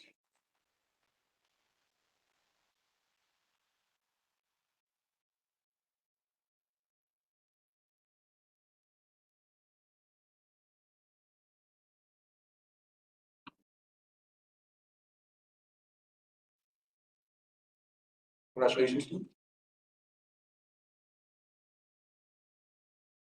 Next, for the third prize, we have the team from DTU, Team Record.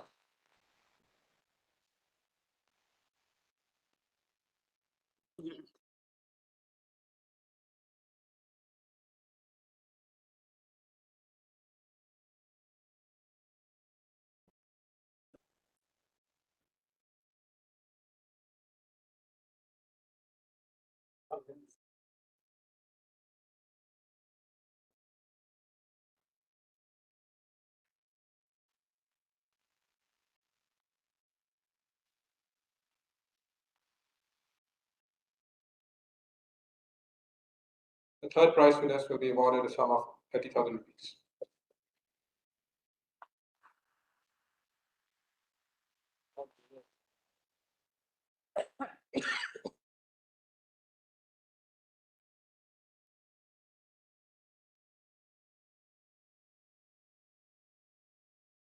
Congratulations, Team DTU. Next, we have the consolation prize for the team from IISc Bangalore. Please join us in the prize.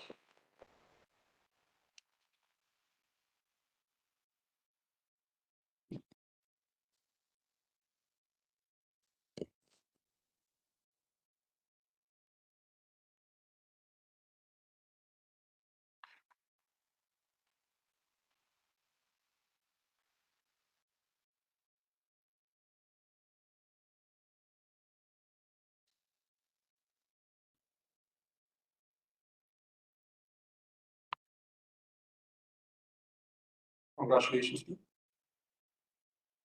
We also have a certificate of merit for the team from IIT Tirupati, who made it to the pre-finale but could not make it to the grand finale round.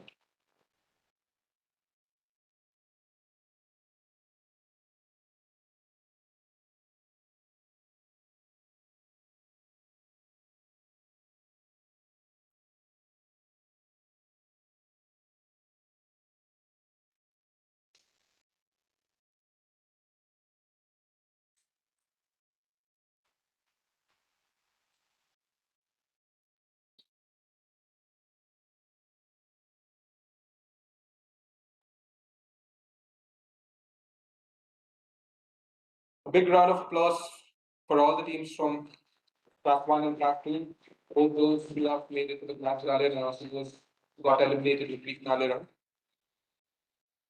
I'll now request the dignitaries on the dais, please take their seats.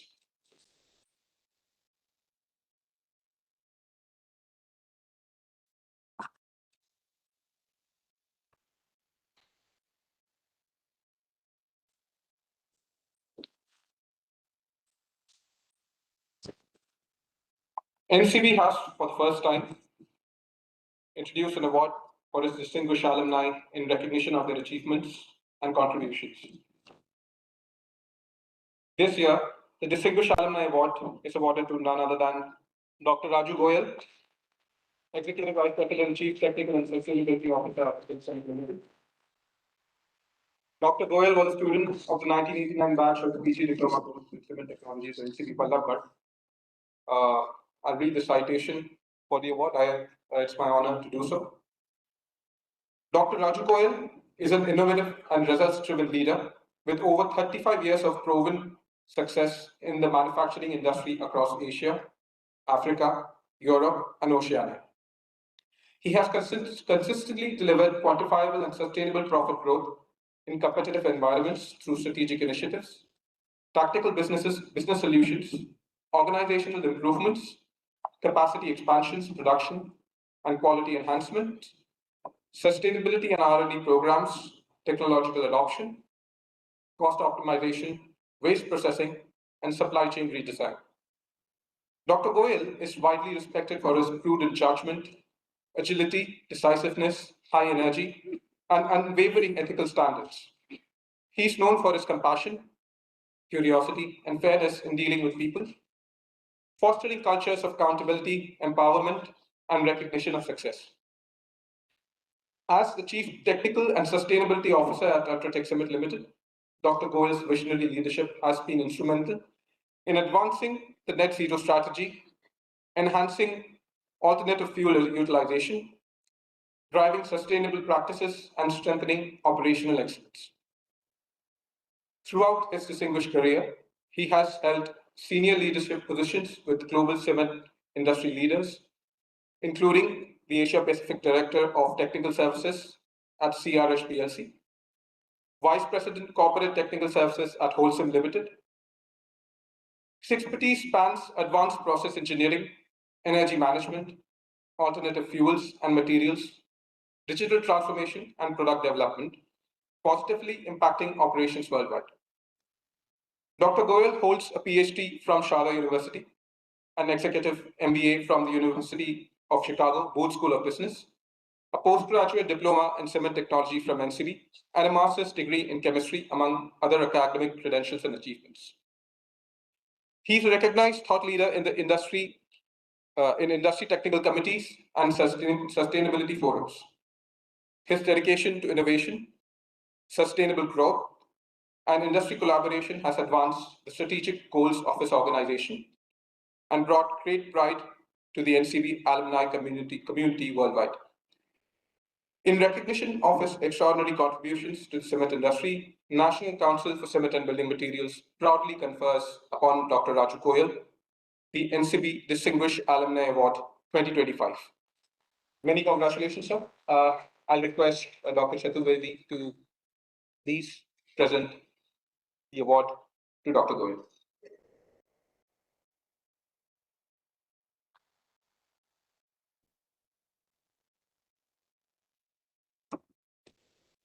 I joined in 1986, and he registered as PG diploma student in 1989.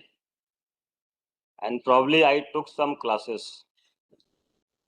So, वो एक कहावत है ना, गुरु तो गुड़ रह गया, और आप लोग उसको फुलफिल कर लीजिए.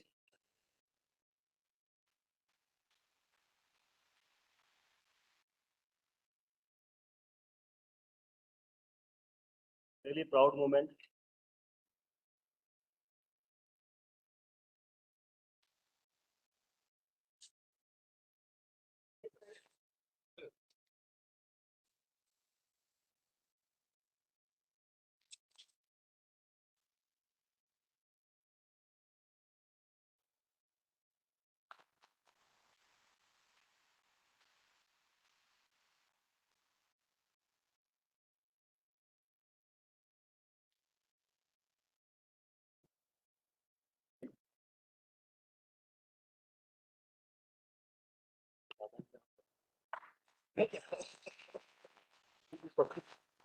ज्ञान ज्ञान दे रहा हूँ. पहले भी ज्ञान ही दिया था, आपकी ज्ञानी कर. ये आपका ज्ञान हमेशा हमारे साथ है.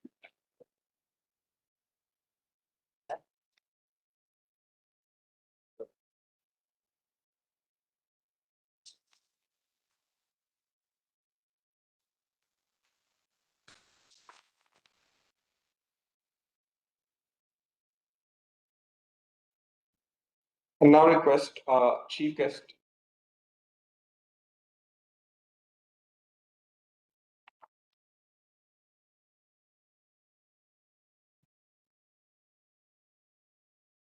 So to say one thing to Sure. all of you. So guys, I tell you, अपने जीवन में आपके उससे बड़ा सम्मान और उससे बड़ा मोमेंट नहीं हो सकता जिस इंस्टीट्यूट से आप पढ़े हैं वही इंस्टीट्यूट आपको रिकॉग्नाइज करे after 35 years, and you not believe that. And इसी रूम में इसी प्लेटफॉर्म पे मैंने 35 years पहले अपना सीमेंट का कदम स्टार्ट किया था, जिसमें मेरे को पीजी डिप्लोमा वाला सीमेंट कोर्स का सर्टिफिकेट मिला था. It's very proud moment for me, and I really feel very lucky, and I wish everybody must have this moment in their life to get the award from their teachers. Thank you very much, Chibi sir.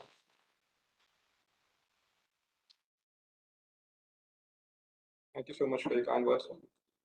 I'll now request our chief guest for the ceremony, Shri Muhammad Alam Ansari. Please deliver his address to the audience.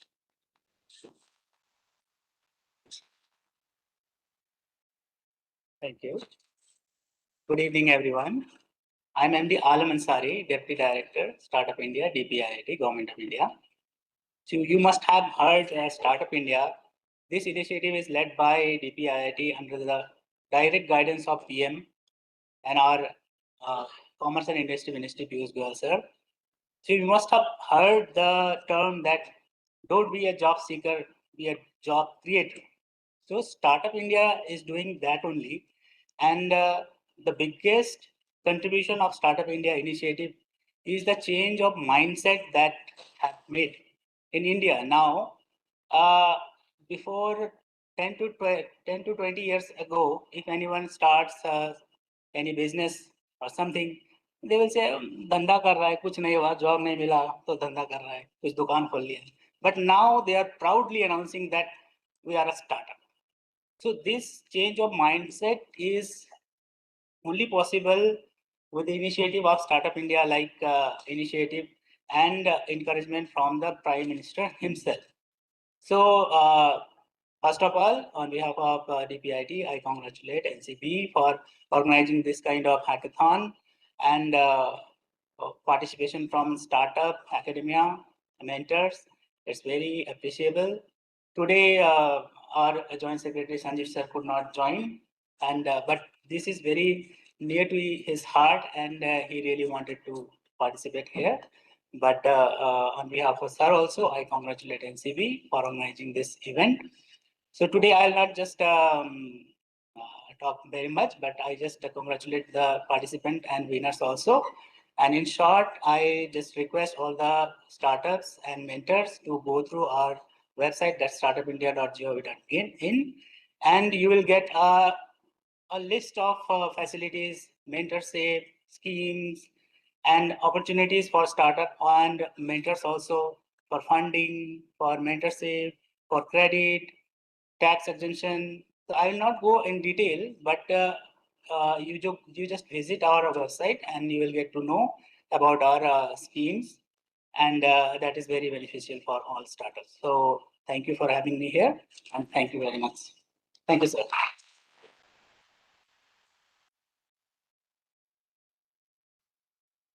Thank you so much for your words, sir. I will now request Dr. Raju Goyal, Sri Manoj Rasagi, and Dr. Sanjeev Chaturvedi to present memento to a guest of honor and our chief guest for the ceremony as a token of our respect and appreciation.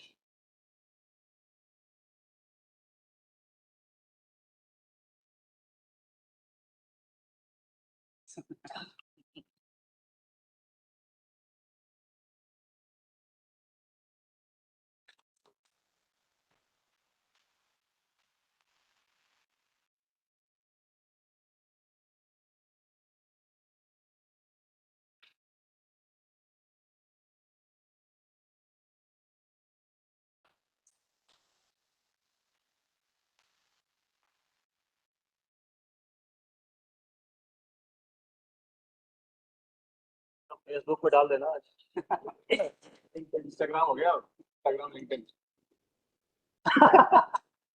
लोगों को आपकी as पता लग जाए आपको ये फर्क नहीं पड़ेगा आप क्या करें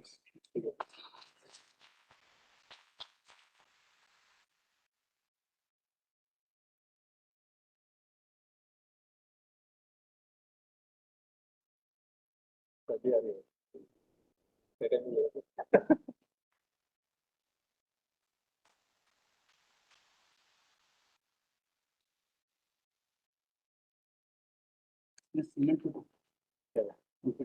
पढ़ेंगे sir there is a restaurant in Mumbai, Tara Thai, National Thai restaurant. चावल दे ब्लू कलर का राइस मैं पहले खाया हुआ है I'll now request the dignitaries to please take their seats. I'll now request Dr. Vinay Mohan Agarwal, Group Manager NCB, to please deliver a vote of thanks. Dr. Vinay. Thank you. A very good evening to all the dignitaries of the dais, head of centers, head of services, distinguished guests from industry and academia, participants, students, and NCB colleagues. It is my honor and privilege to deliver the vote of thanks on behalf of NCB at the grand finale of Hackathon CemHack for Green Infra.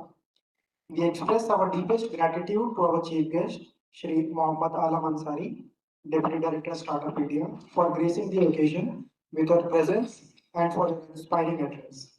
We are equally honored to have with us guest of honor Shri Nitesh Singh, a distinguished startup founder. Your valuable insights from entrepreneurial perspective have greatly enriched this event and inspired all participants.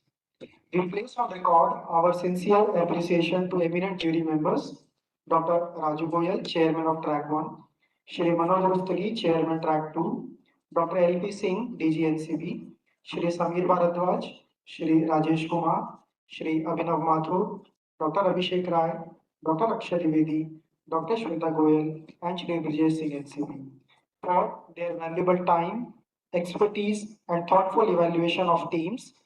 Your constructive feedback and careful assessments have added immense value to this hackathon and to the participants' learning journey. Our heartful thanks to participating teams for their creativity, enthusiasm, and dedication in developing innovative and sustainable solutions for cement and construction industry. We extend our warm appreciation to our sponsors and industry partners, Ultratech Cement Limited, JSW Cement Limited, Shri Cement Limited, JK Cement Limited for their generous support and collaboration. A special mention and heartful thanks to our respected Director General Sir, Dr. L.P. Singh, for his visionary leadership and continuous encouragement in promoting innovation and sustainability to initiatives like Hackathon. We are also grateful to all head of centers and head of services of NCB for their support and guidance throughout this event. A special word of thanks to the departments HRS, ETS, and CIS for their dedication and flawless execution that has made this hackathon a great success. I also thank the organizing committee, mentors, coordinators, and all staff of NCB for their dedication, meticulous planning, and tireless effort in ensuring the smooth and successful conduct of this hackathon. We also acknowledge and thank the media representatives for excellent coverage and for helping to highlight the objectives and achievements of CemHack for Green Infra to a wider audience.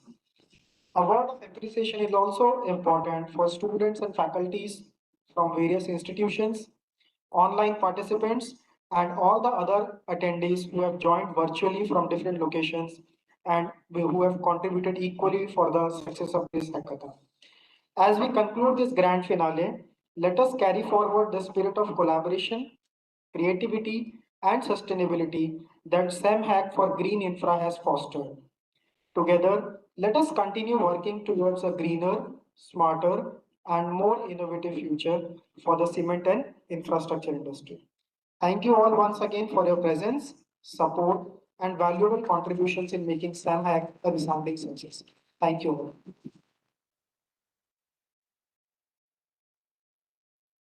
Thank you, Dr. Vinay. Before we officially declare this event closed, I have a small announcement to make. The individual shields and certificates for the winning teams can be collected from the open lawn outside the auditorium.